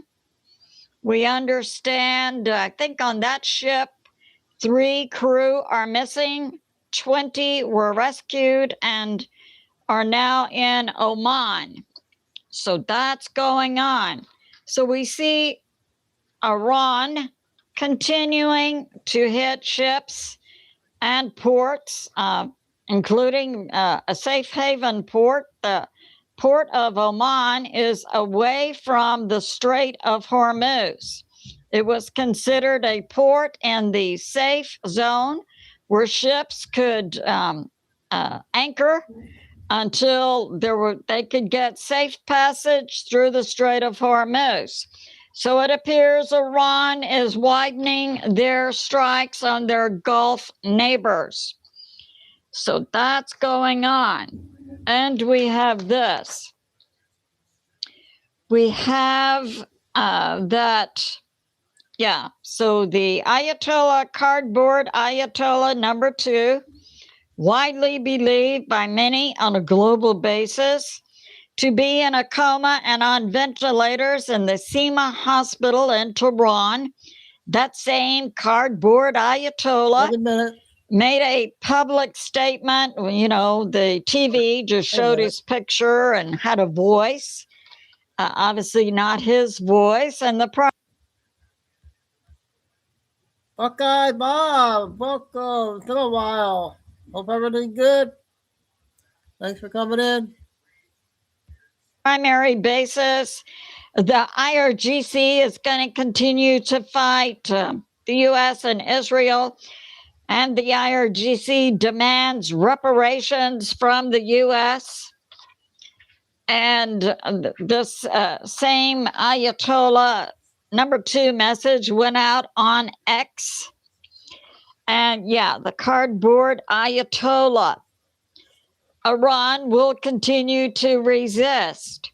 Iran is going to hire more proxies. Well, I wonder what they're going to pay them with, because we understand that early in this conflict, the U.S. had hit Iran's banks, and that Scott Bessent, the treasurer of the U.S., has tracked the IRGC and the mullahs and clerics' money they'd sent out of Iran before the conflict, and the U.S. knows where it is and controls it and can freeze it. And the about IRGC demands reparations from the U.S., or the IRGC is going to freeze U.S. assets. So we can all say, shut up. Iran does not have that capability. If it's not possible for the IRGC to freeze U.S. assets, they're going to destroy all of the U.S. property everywhere in the world. They're going to hire new proxies, even though they don't have money now to pay the IRGC soldiers. That's why many of them are defecting. Plus, we're hearing reports of a captain in the IRGC who had been in for 12 years. That came out from Tusi TV. Finally thought he was defending Iran, and he finally saw, when he was given the order recently in January to begin machine gunning down unarmed For centuries, I have Iranian civilians. He saw through, he beginning to see over the years that his real purpose was not to protect Iran, but to protect the leaders at the top. So he wouldn't take that order, and he left, as are many within the IRGC. So many defections have taken place. They would not take orders to virtually murder Iranian citizens who were protesting. The Iranian citizens, the banking system had failed. So the Iranian people couldn't get money from their banks. There was a shortage then of fuel, of water, of food.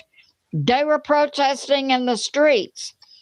The IRGC government said machine gun them down. 8:30. So that's definitely an evil and corrupt government. We're hearing the U.S. has destroyed a IRGC military base in Shiraz, Iran. There is now a deep split between the IRGC and the clerics and mullahs. When the IRGC a few days ago wanted to say that Ayatollah number 2 was now the leader, and all of the top people in Iran know that Ayatollah number 2 has been in a coma since February 28th.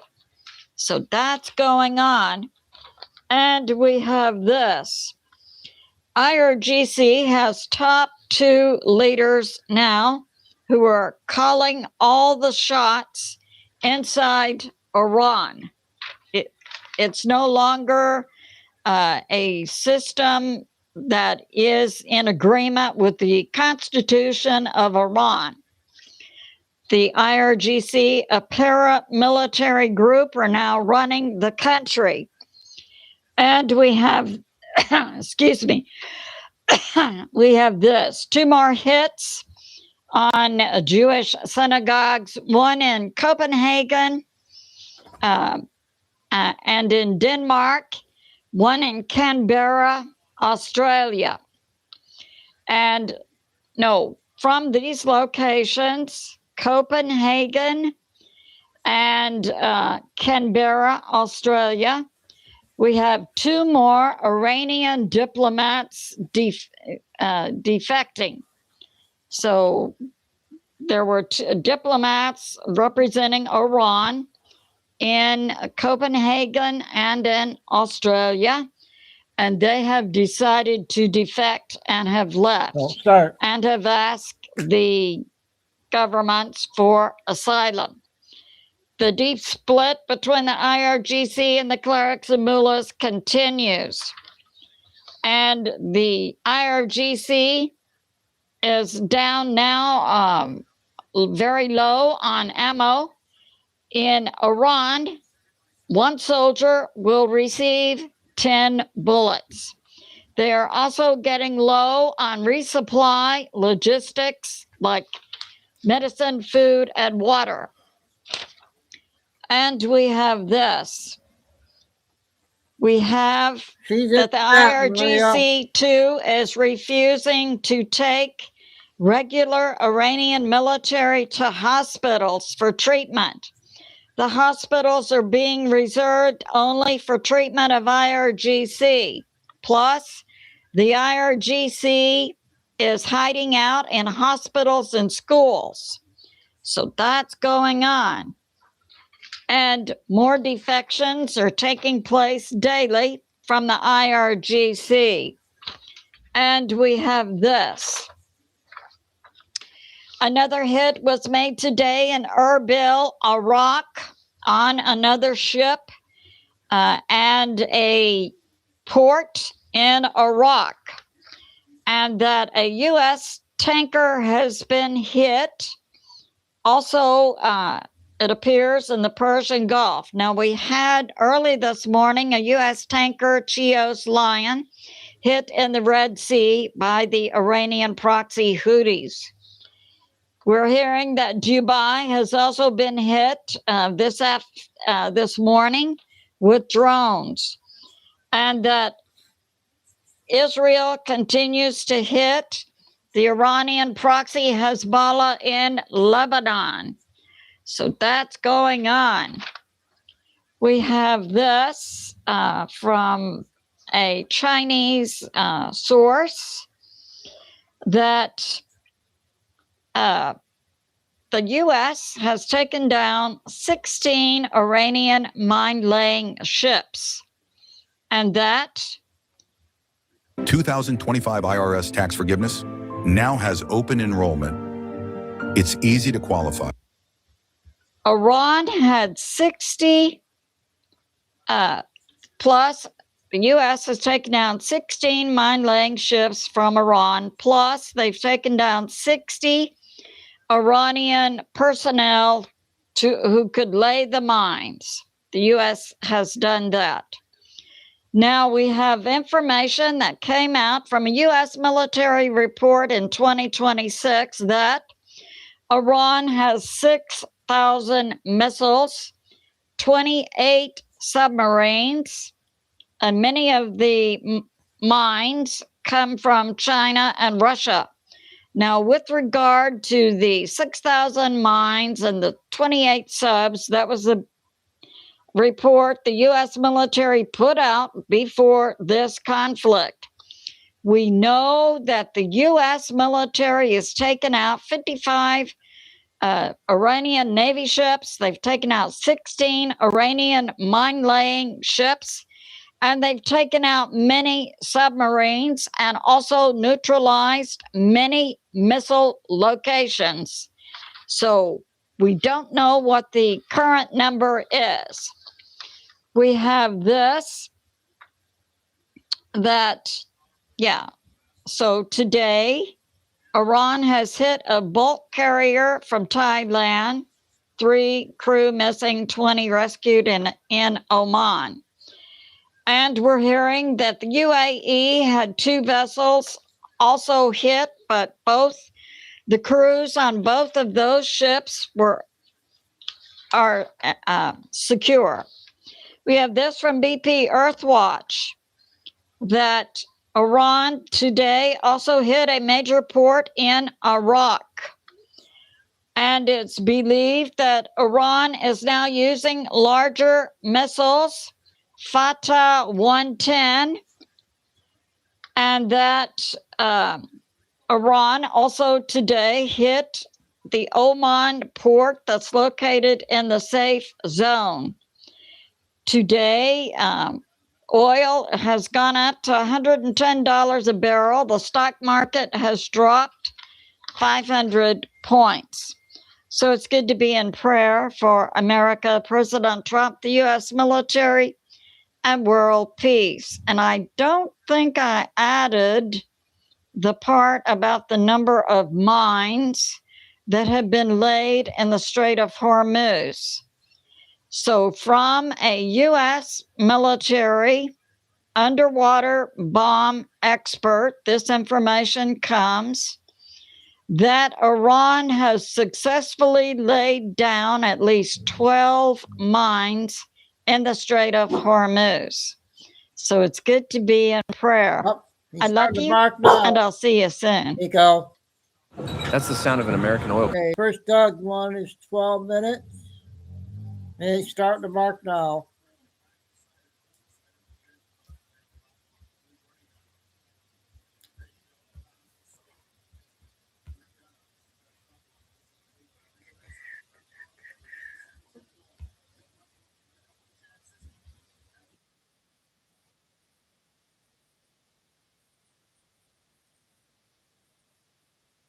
I'm calling my allies. Is anybody out there? Let me know in the chat that you still care. I don't know why he plays that music in the beginning.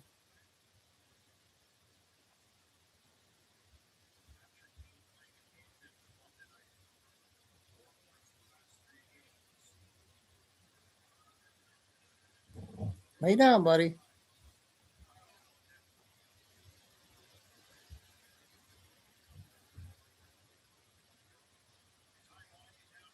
exile. This is where the happy patriots are. Part of why we're happy is because we know, number one, that we're the good guys. We're going to win. We have decimated the Iranian regime, and they're not going to win. If we have that kind of resolve, then that's how you win. And so we support our troops. But this play by CNN is just insane. Trump always says, we will be destroyed by the enemy within. That is Democrat, socialist, Marxists within America hating within our own country is the only way you can defeat America, and they will defeat it politically if the Democrats win another election. So CNN just aired this first public statement by Iran's new supreme leader as broadcast on Iranian state TV for 4 straight minutes. When CNN isn't lying about ISIS-inspired Muslim attacks in New York City, they're shilling for the Iranian regime. CNN is. We're going to go to the video in a second, but in the meanwhile, don't forget to like, subscribe, and share. Those are free. That's how you say thank you to me. Look at this. Mujtaba Khamenei, the leader of the Islamic Republic, in their first public speech, addressing the great nation of Iran and the brave fighters of Iran, the fatalities, those who were injured, and also they addressed the leaders of some neighboring countries. The Islamic leader said that it has been very difficult to be the successor of Khamenei and Khomeini.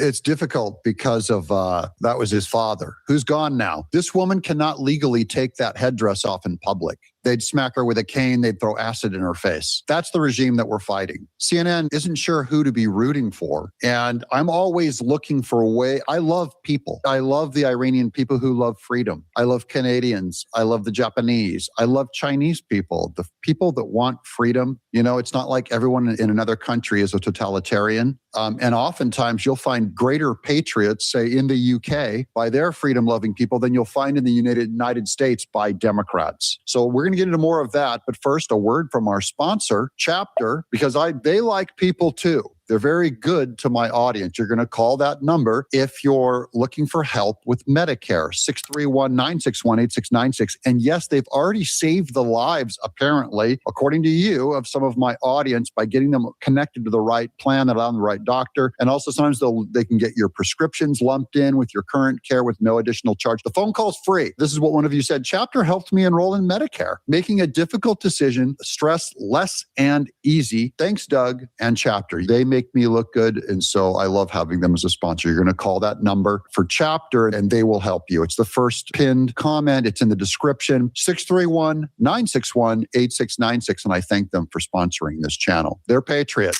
Here's the Daily Mail has this clip, which I found interesting. Iran's new supreme leader is in a coma. That's the guy that we just heard from on that previous newscast that's trying to trigger American sleeper cells to commit terrorism. Here he is. He's in a coma and has lost a leg after being seriously injured in airstrikes, a report has claimed. Now, I've shown a picture of him in the hospital, so I don't know about the coma thing, but this is according to the Daily Mail. And we have not seen video of him talking since the bombing. So that's another thing that makes me suspect. They held up a cardboard figure of him, just like our country held up cardboard Biden for 4 years.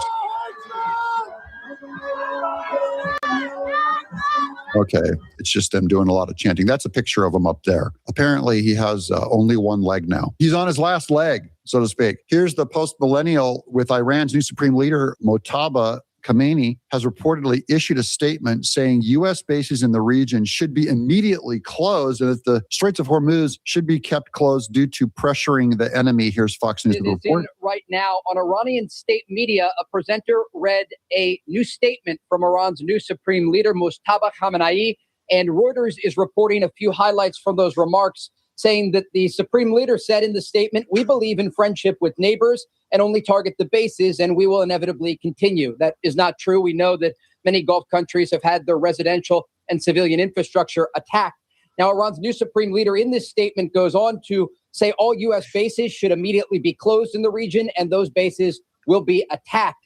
He also says in the statement, again, that was presented on state media, he does not appear in the statement, that he calls on unity among the people of Iran and participation in Quds Day. Now, Quds is the Arabic word for Jerusalem, and this day normally falls on the last Friday of Ramadan. And so, if my math is correct here, that would be March 20th of this year, the last Friday of Ramadan, when traditionally we have seen Iranian proxies like Hamas and Hezbollah launch attacks and also large demonstrations in the region. And so this is certainly something to look out for in the days ahead. But again, this is the first statement that we are receiving from Iran's new supreme leader, Mojtaba Khamenei.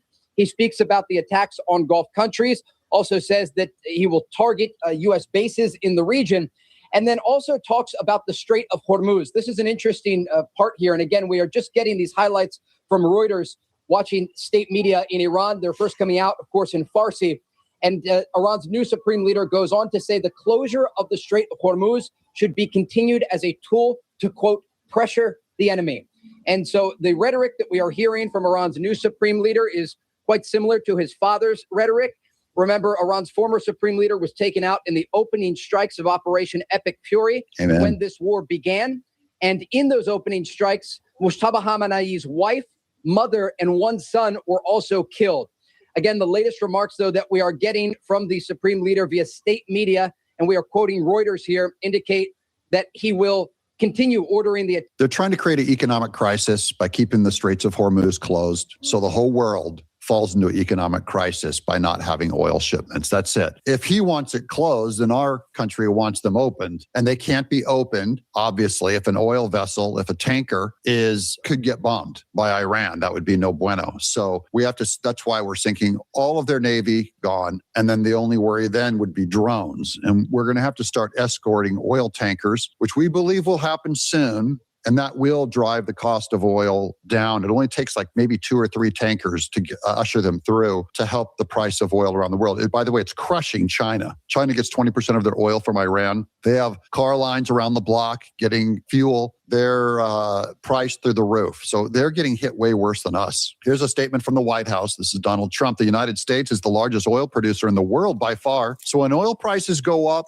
we make a lot of money, but our far greater interest and importance is, to me as president, is stopping an evil empire. This is about economics versus morality. Iran from having nuclear weapons and destroying the Middle East and indeed the world. President Trump, I believe that you can't have a lunatic death cult like those in charge. This is about Sunni versus Shia. There's 2 different kinds of Muslims. There's the kind that are not suicidal lunatics trying to usher in the 12th Imam or whatever it is. They believe that, well, I'll get into all that theology later on the actual differences. If you guys are interested in that, let me know in the comments below. Here's in Lebanon, we took a brief trip into Lebanon while I was in Israel. In Lebanon, people watch Israelis airstrikes from the balconies while having snacks and tea, just like in Iran. No one's scared that Israel would target them, the civilians. They know Israel is only hitting Hezbollah. Taxes was chasing updates. Now Taxes is a TurboTax expert, doing it all for you, so you can chase this feeling. Now this is Taxes. Intuit TurboTax. Oh my goodness. The person who invented this thing is simply a genius, because you only... Terror. The bomb going off in the background. And I'm just going to find this clip here. Look, see the table down there? They're having tea and snacks. This is a child here in this little hoodie watching the bombs go off in the distance. They're not going into shelter. They're not scared. Now, this was about a huge Paul Begala on CNN. Again, CNN is the biggest disinformation campaign. The Iran regime's greatest hope is CNN. CNN's Paul Begala lied on the air, claiming Secretary Pete Hegseth spent millions of dollars buying steak and lobster for himself. Okay, that's the lie. And I've heard this lie now repeated even by some of my friends. He has spent $15 million in 1 month for ribeye steak, $6.9 million for lobster tail, $225 million for furniture. He spent more in the month of September than most countries on earth spend in their defense. Paul, do you believe himself Lobster tails? Do you believe while our troops are eating MREs? That's slander. If Pete Hegseth did not order the lobster tails, $44 million, how much lobster tails is Pete Hegseth going to eat? $44 million worth of lobster tails and steak. This is where anyone who knows, anyone in military, I'm sure Paul Begala doesn't know any of them because he doesn't know any patriots, knows that our military gets a steak and lobster dinner before they send them out into the field. Do you believe the Secretary of Defense is personally eating all the lobster? Wait, he It's can't for eat the 16 troops. Oh, really? The troops are getting lobster frequently in theater. My God. Troops who are going to war. Oh my God. Great meal. You know that. They're getting lobster. You are so full of it. Killed over this. You're going to get killed over this. Troops are getting lobster. I've done a video on this before. In fact, I've done a video on it twice. That's partly how I know when we're about to go into some kind of a conflict, because Army friends will tell you we got our lobster dinner last night. No. Do something. This defect has steak and lobster. How's this steak and lobster? All right. I'm here decent. How's yours? I'm ready for war. I'm ready for war, he said. Did you guys hear that? The troops know. We're going to war. We're going to war. I might have to double it. I might have to double it. I'm going back for more. They give him seconds. The running back. I had to run it back. I had to run it back. All the steak and lobster you want, that might be their last meal. And then the media, CNN, hates our military so much. They hate America so much. They hate Pete Hegseth so much that is the lie that they would tell, that Pete Hegseth was ordering that lobster for himself and he was doing something very noble, very appropriate for our amazing military that frankly deserves steak and lobster every day. What do you think? Let me know in the chat below. And of course, call our friends at Chapter 6319. Okay, the second Doug video.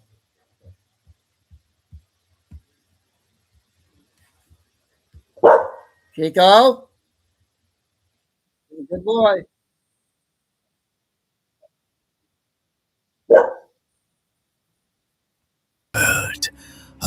Welcome to Doug in Exile. John Thune has agreed to bring the SAVE Act to the floor next week for a vote. This is in his own words. We just pulled this from his own account. Welcome to Doug in Exile. This is where the happy patriots are. We have to have the SAVE Act pass, or illegals are going to vote in the next election. But John Thune is not an entirely honest actor here. We're going to get into that. Watch the clip. Don't forget to subscribe, like, and tell me what you think in the chat below. Will this pass? After you get all the information, you can make a more educated guess. Watch this. Mr. President, later today, we will finish up the 21st Century Road to Housing Act, the latest piece of legislation in Republicans' affordability agenda. And next week, I will be bringing the Save America Act to the floor, and we'll be having a full and robust debate. So, Mr. President, what is the Save America Act? It is a package of common sense policies, the kind of common sense policies that should get an automatic yes vote from literally every member of this body. At the core of the Save America Act is the requirement that individuals provide proof of citizenship to register to vote and then show an ID when they go to the polls. Now, that's what he claims. I'm just giving you the backstory of what the SAVE Act is. It's basically voter ID requirement. There's other things that Trump stuck in there on making trans surgeries on children illegal. I think it's a mistake actually to add a bunch of other stuff on there. The other thing that Trump said was he was going to tighten up the mail-in ballots, that you had to have, whatever. You couldn't fake, you couldn't just use them for nothing. And that John Fetterman had said he supports the SAVE Act other than that mail-in ballot provision. So now you just lost a vote, one vote on that. So anytime you add something to it, not a good idea. Real quick, I'm just going to get into the rules on the filibuster, because this is why he's being called fraud. That this is not an honest claim, that he is going to bring it up to vote next week, but he knows it's going to fail. Why? Because of the filibuster. Let me read this to you real quick. The SAVE Act does not inherently require a supermajority for passage in the Senate, as most legislation can technically pass with a simple majority of 51 votes. And we have those 51 votes. However, under current Senate rules, if opponents engage in a filibuster, that is, if the Democrats go, we're doing a filibuster, they don't have to do a standing filibuster. They can just claim it in word. That's why the Republicans want Thune to call for an actual standing filibuster. It's a procedural tactic to prolong debate and block a vote. The bill's supporters, the Republicans, must first secure 60 votes to invoke cloture, which ends the debate and allows a final vote to proceed. So these are weird arcane rules where the Congress says, you can just announce a filibuster and not actually stand. And then suddenly you magically have to go from 50 votes to 60 votes because it would take cloture. That's why Trump wants to remove the filibuster altogether. And filibuster has always been there, or been there largely. It has good sides and bad sides. We're at the bad side. And we already know, as Trump has said, the Democrats are going to remove the filibuster if they take the Senate back, meaning everything that they want will be a simple majority. Okay? I hope that helps make sense. This 60-vote threshold is what creates the effective need for a supermajority in practice, especially given strong Democrat opposition to the bill, which they argue could disenfranchise millions of eligible voters. That's why they're saying it's Jim Crow, blah, blah, blah. It's meant to disparage black voters, which is a totally racist thing for Democrats to say, but they've always been racist about blacks. By the way, the filibuster, I would argue, the reason why it has to get taken out and made done with is requiring that 60-vote supermajority makes Congress largely ineffective. They're no longer a representative government. That's why something can be 95% popular with the Republican Party, like the Save America Act, and it can't get passed. So Congress can't do anything. It's why they seem so ineffective. Here's Jonathan. In other words, it would require Americans to demonstrate that they're eligible to vote and that they are who they say they are when they go to do so. Not to keep using the word common sense, but it's pretty common sense, right? We require photo ID for a whole lot of things in this country for obvious reasons.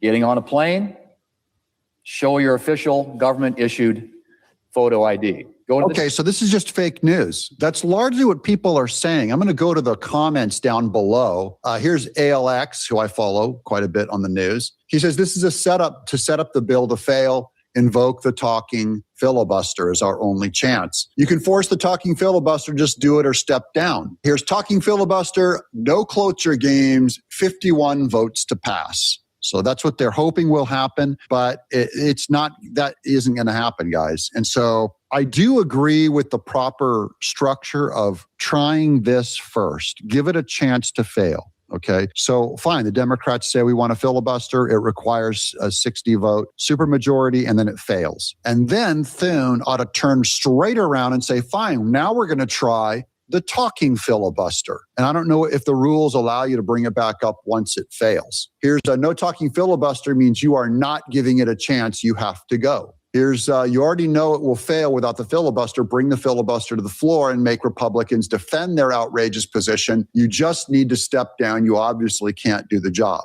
if impotence had a face. Warrior Strong serves families, empowers communities, and supports Michigan through innovative research, life-saving. You seem to think everyone will just move on after your failure theater. We won't. The pressure will continue to build until the SAVE Act is passed.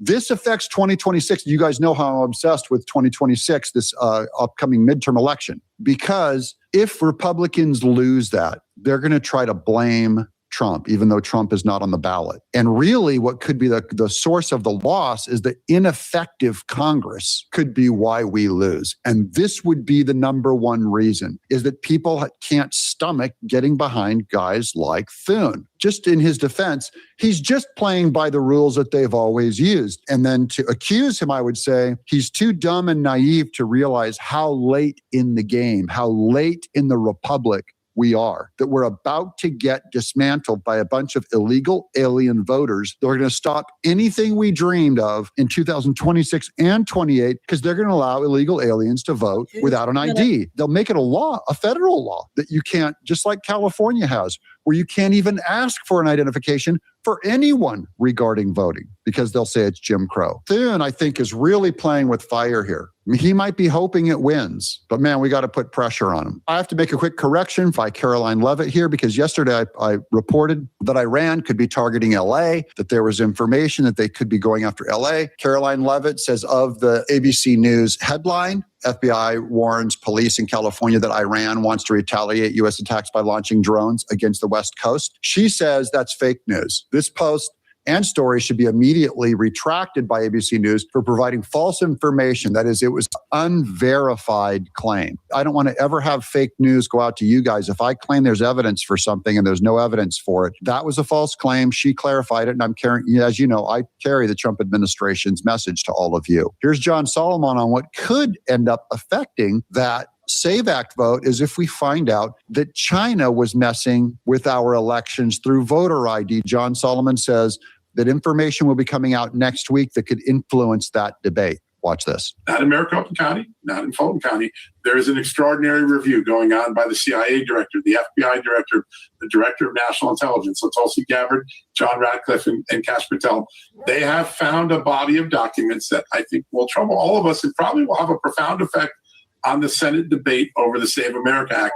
A lot of senators are sitting up there saying, I don't know if I need to vote for this. I don't know what the politics is. Wait a second. When they find out that maybe voter identities in their state databases were penetrated by China and used in influence operations, that may change their mind. And so I think the debate in the Senate could be informed by what comes out in the next few weeks. That will be additional pressure that we in media can use on John Thune and say, look, China penetrated some of our voter rolls with either fake IDs or unjustified IDs, and we need to step up our voter ID game. That would be the pressure. It's very complicated, very hard to market and package and get blasted out to everyone and get them to believe, and then turn around and put pressure on Thune and their Republicans to get them to vote right. But that's a different tactic if you're going to bring up the filibuster. And yes, we must end the filibuster. Yes, Thune, even if he doesn't end the filibuster, he ought to at least stand up and do a real talking filibuster. What do you think? Let me know in the chat below. Should we do the standing filibuster? We can out-exhaust the Democrats on this one and blast all this video out to all of you. Hope you guys have subscribed because I will keep bringing you this news. We're not letting this one go. I'm Doug in exile. Are you researching dental implants? There's a lot of dental. I'm going to play a lot of shorts for the remaining of the time. What? Huh?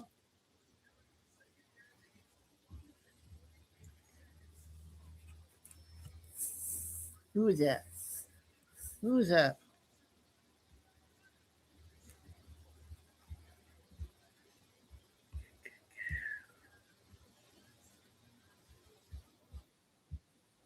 So I got 3 Megan ones. I don't know if you guys seen these ones or not.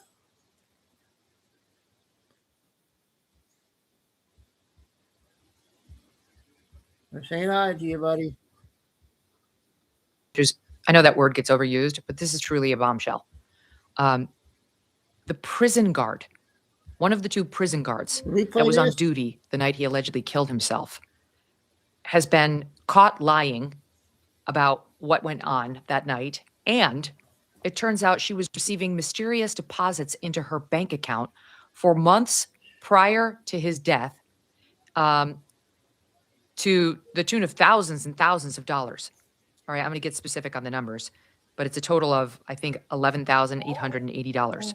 7 cash deposits, to the point where the bank flagged the deposits as, quote, suspicious activity to the FBI in November of 2019. Epstein died August 10th, 2019.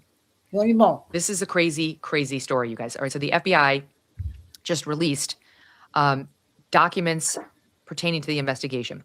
And they show that one of Epstein's, reading here from the New York Post exclusive, one of Epstein's guards Googled, this is the other piece of it, Epstein minutes before he was found dead, and also made a mysterious $5,000 cash deposit 10 days before his alleged suicide, per new DOJ documents. All right, so she was getting some almost $12,000, but just 10 days before he died, she made a $5,000 cash deposit. This is a prison guard. They're not rolling in dough. $5,000 is a lot of cash for her to mysteriously deposit 10 days before his death. Her name is Toya Noel. She was one of the 2 Metropolitan Correctional Center workers accused of falsifying records to say that she and the other guy checked on Epstein throughout the night before his August 10th, 2019 suicide. What'd you say, Steve? Tova Noel. The guards were both fired because they said they checked on him, and they didn't, and he was dead. But the criminal charges against them were later dropped. However, the investigation against them showed a lot, and there's a real question about whether that those criminal charges should have been dropped, and whether they were the correct charges in any event. It's not about falsifying records exactly. It might be about, did you willingly look the other way, allow someone in, or facilitate his death in any way? The guards, this one guard, Tova Noel, Googled right before he died, latest on Epstein in jail. That was at 5:42 a.m. And then again at 5:52 a.m. So within 10 minutes of one another, she had that search, latest on Epstein in jail. Why does she need to Google that? Why don't you get your fat ass up, walk down the hallway, and take a damn look? Was she looking to see whether something had broken, whether somebody else had broken news? This was less than 40 minutes before her colleague, correctional officer Michael Thomas, found Epstein dead in his cell by hanging at 6:30 a.m. Was she expecting something to happen 40 minutes later or sometime? Okay, so now we've got to talk about the bombshell that dropped. Part 2. Just a minute.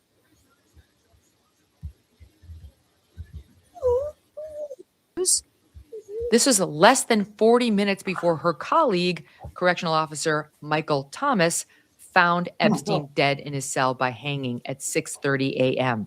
Was she expecting something to happen 40 minutes later or sometime around when she was Googling latest? Why does the guard responsible for keeping an eye on him have to Google what the latest is on him, quote, in jail?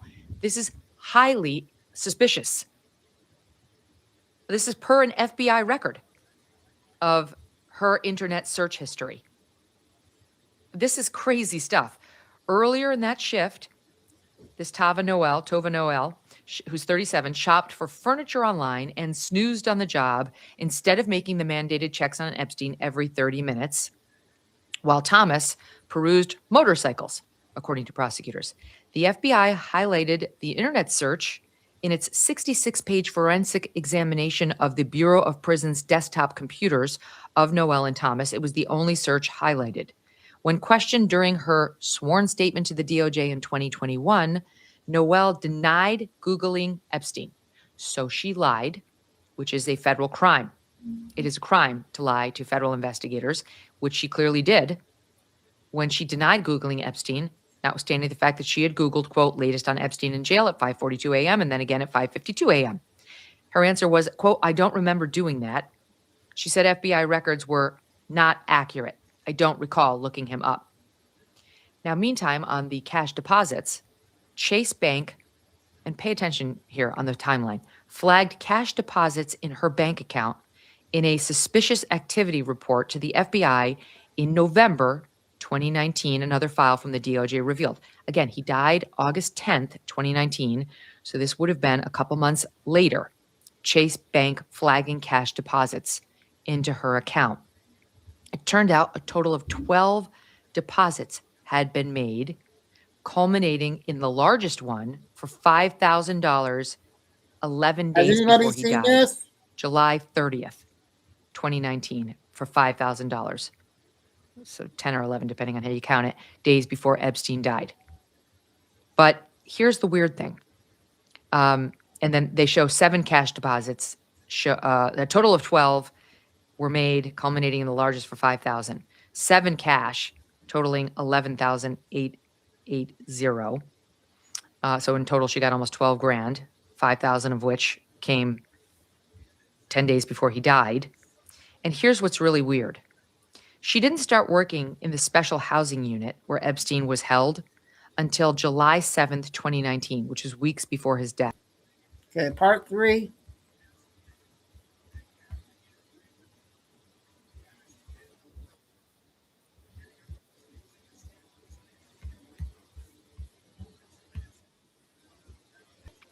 In April 2019. April 2018. So she started getting this money in April of 2018. It wasn't until November 2018 that the Miami Herald even dropped its massive report on Epstein. So she starts getting the deposits in April. Then in November, Julie K. Brown drops the big piece in the Miami Herald that would lead to all the trouble for Epstein. Then Epstein was arrested a few months after that. And then in July, you get a $5,000 deposit into her account. And in August, she's working at the special housing unit and he dies. And she was pushed. So she gets moved to the special housing unit July 7th, 2019. And July 30th, 2019, she deposits $5,000 cash. Maybe the two deposits or some of the deposits are unrelated. Issue was paid off, right? How could the person giving her money in April of 2018 before the Miami Herald piece have known that he was going to be arrested by New York prosecutors, federal prosecutors in New York, and that he was going to be arrested and that he's going to be in her housing unit and that she hadn't even been moved to yet? That seems far-fetched. But it is suspicious that she gets moved to the special housing unit July 7th, and within, 21 days, 22 days or so, 23, she gets $5,000 in cash that she deposits. She drove a $62,000 2019 Land Rover Range Rover. That's a lot for a prison guard. How was that paid for? And when the DOJ interviewed her, she was not asked about the cash. Why not? Why not? Might we need to reopen that investigation? Here's another thing I don't understand. Why, knowing all this, was the FBI so quick, when Cash and Dan came out on Fox and Friends to say he killed himself? That's what we believe. We've seen the videotape. Why did they come out and say that? And presumably having seen this report. This is pretty extraordinary. And this is questioning during her sworn statement to the DOJ in 2021 when she denied Googling him. Apparently we knew that. We knew it wasn't true. So what led to her, why hasn't this been completely ruled out as a nothing burger? I'd love to know more. The New York Post does not explain it and presumably does not know. They write an internal FBI briefing, also released in the DOJ files, reveals the agency thought Noel was also likely the mysterious orange shape spotted in a blurry surveillance video, but the deposits began in April 2019. Sorry, April 20. Okay, that was Megan on 3 parts on Epstein. I'm going to get one more at least. This is Doug, 8 minutes. Or Benny is 8 minutes. Might be the last video. Yeah, it'll probably be the last video. I'm tired. Players get 300 bonus. Deep in the belly of the fort, a small clothes dryer in the laundry compartment had grown quietly resentful. Apparently, someone forgot to clean out the lynch trap again. You knew there'd be retaliation for this epic torpedo kill Periscope video for the gamers. This was released by the U.S. Navy last week. The sinking of an Iranian destroyer, the first torpedo kill since World War II, and now retaliation has happened. 2 oil tankers explode, leaving 1 person dead. These are American oil tankers. Here is a video of one of them. Of course, highly, incredibly flammable implements. Vessels ablaze in the Straits of Hormuz. Look at this. Very bad. These are Iranian attacks. They bring little boats up to the side of these vessels and then light them on fire. 1 person is dead. The explosive-laden Iranian boats reportedly sunk 2 tankers on Wednesday, Reuters reported. Citing the initial findings of an Iraqi-led investigation into the fires, the tankers have been carrying as much as 400,000 barrels of Iraqi oil. This was an American tanker. I don't know what that one is. The director general of the Iraqi ports company told CNN that 38 foreign crew members had been rescued from the damaged ships after the explosions. Footage of the fires showing the flames spreading surrounding waters, a sign that the oil is leaking from the massive tankers anchored alongside of them prior to the attack. This is not a good escalation. Obviously, the Straits of Hormuz right here is where an enormous amount of the oil in the world travels through. Something like 20 to 30% travels right through here. Here are all the ports that carry it out and into the great wide world. America controls the mouth of this strait, but Iran, of course, controls an enormous border of the strait and has closed, quote unquote, the Strait of Hormuz. And some say that they are mining it, but they are certainly able to deliver devastating blows to these massively expensive tankers. And now this is causing a slash in oil output. At least 18 commercial vessels have been targeted in the Persian Gulf. Strikes on Iran began as the most critical oil choke point is now in danger zone. Here is the attack map of where the attacks have taken place.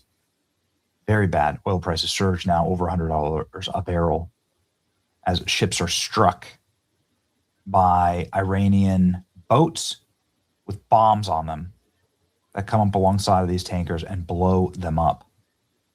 Also, potential mines that could disrupt the Straits of Hormuz. This could be a real nightmare if they mined it. Of course, you're seeing gas prices surge because of it. It's an oil tanker struck. Plumes of smoke can be seen billowing. Very bad look. Obviously, Thailand has asked for an apology from Iran after a Thai vessel was struck by a projectile in the Strait of Hormuz. Hope you get that apology, guys. I'm rooting for you. You can see here the enormous amount of damage that can happen to these vessels and why people die. 3 cargo vessels have been attacked by Iran in the Straits of Hormuz. 2 of them were damaged. Fire broke out on a third one. Let's see here. They abandoned ship. Look at this size of the actual explosion. Goodness. The drone strike hitting one of these tankers is, of course, onshore. Whew. Devastating. Very dangerous area. Obviously, Iranian naval vessels have been 4 minutes. Sent to the bottom of the ocean. And these are mine layers near these Straits of Hormuz. So America's taking out their capacity to lay mines. Forces are degrading Iran regime's ability to project power in the sea and harass international shipping, blowing up their boats. U.S. forces aren't holding back on their mission to sink the entire Iranian Navy today. An Iranian drone carrier, roughly the size of a World War II aircraft carrier, was struck and is now on fire. Let's see here. Ooh. So that's a big one. What about our aircraft carriers, though? We have aircraft carriers here. One of our aircraft carriers was set ablaze also today. Initially, the report was that it had taken some type of fire, either from one of the suicide drones or from perhaps a sneaky naval vessel. But according to now CENTCOM, the USS Gerald Ford, this is the largest aircraft carrier on Earth. If you're over 40 and still buying generic Viagra at CVS, stop. You're being scammed. It was set ablaze, but not in a combat-related way. A fire broke out inside of its main hull, something connected to a laundry facility. 2 sailors are injured. Carrier Gerald Ford suffers fire, 2 sailors injured. Let's read from U.S. Navy News. Fire broke out aboard the Gerald Ford. Multiple sources have confirmed. Initial fire has been extinguished, but the crew is still doing damage control, according to the U.S. Navy. Navy Sea Systems Command, forward deployed regional maintenance center, is preparing to help the fleet with electrical support. So an electrical fire experienced the fire on the originating ship's main laundry spaces. U.S. Central Command statement posted on social media. And this cause of the fire is not combat related. It is contained. There's no damage to the ship's propulsion plant. The aircraft carrier remains fully operational. 2 sailors are receiving medical treatment. The Ford was operating in the northern part of the Red Sea off the coast of Saudi Arabia. Okay, and it had 3 escorts. So there you go. Goodness. The Gerald Ford entered the fleet in 2017. Okay. So relatively new, right? 8 years old. And replaced the decommissioned USS Enterprise, which ended her 51 years of service in 2012. Just about over, buddy. Okay. The world's largest aircraft carrier and the largest warship ever constructed is the USS Gerald Ford. There it is. Right there. Okay, so we're thankful that it caught fire, and Chico. People are saying you must empty the lint catcher after each load. Victory over Iran requires it. Clean the lint filter. Somebody ignored the annual dryer You stop there, vent baby. cleaning reminder. Can't do that, folks. Most expensive warship caught on a random fire.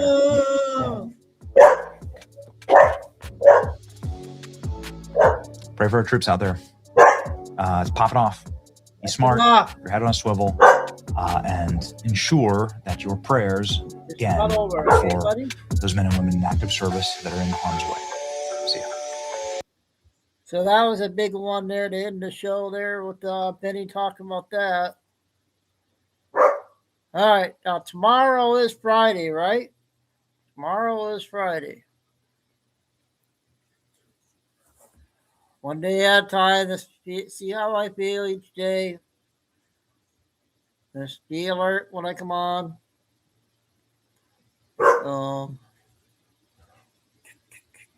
Okay, Fine Eagle, Carol, Tim, Lucy had to work late tonight. And love us, love all. Please hit like. And once again, all the new people, please sub to the backup channels, please, in the description box. Thank you. And stay safe, stay strong, keep the faith, never give up. We made it this far. We might as well make it to the finish line, whatever that will be. All right. Signing off, Chico Dude, for another long day of Indel. See you tomorrow.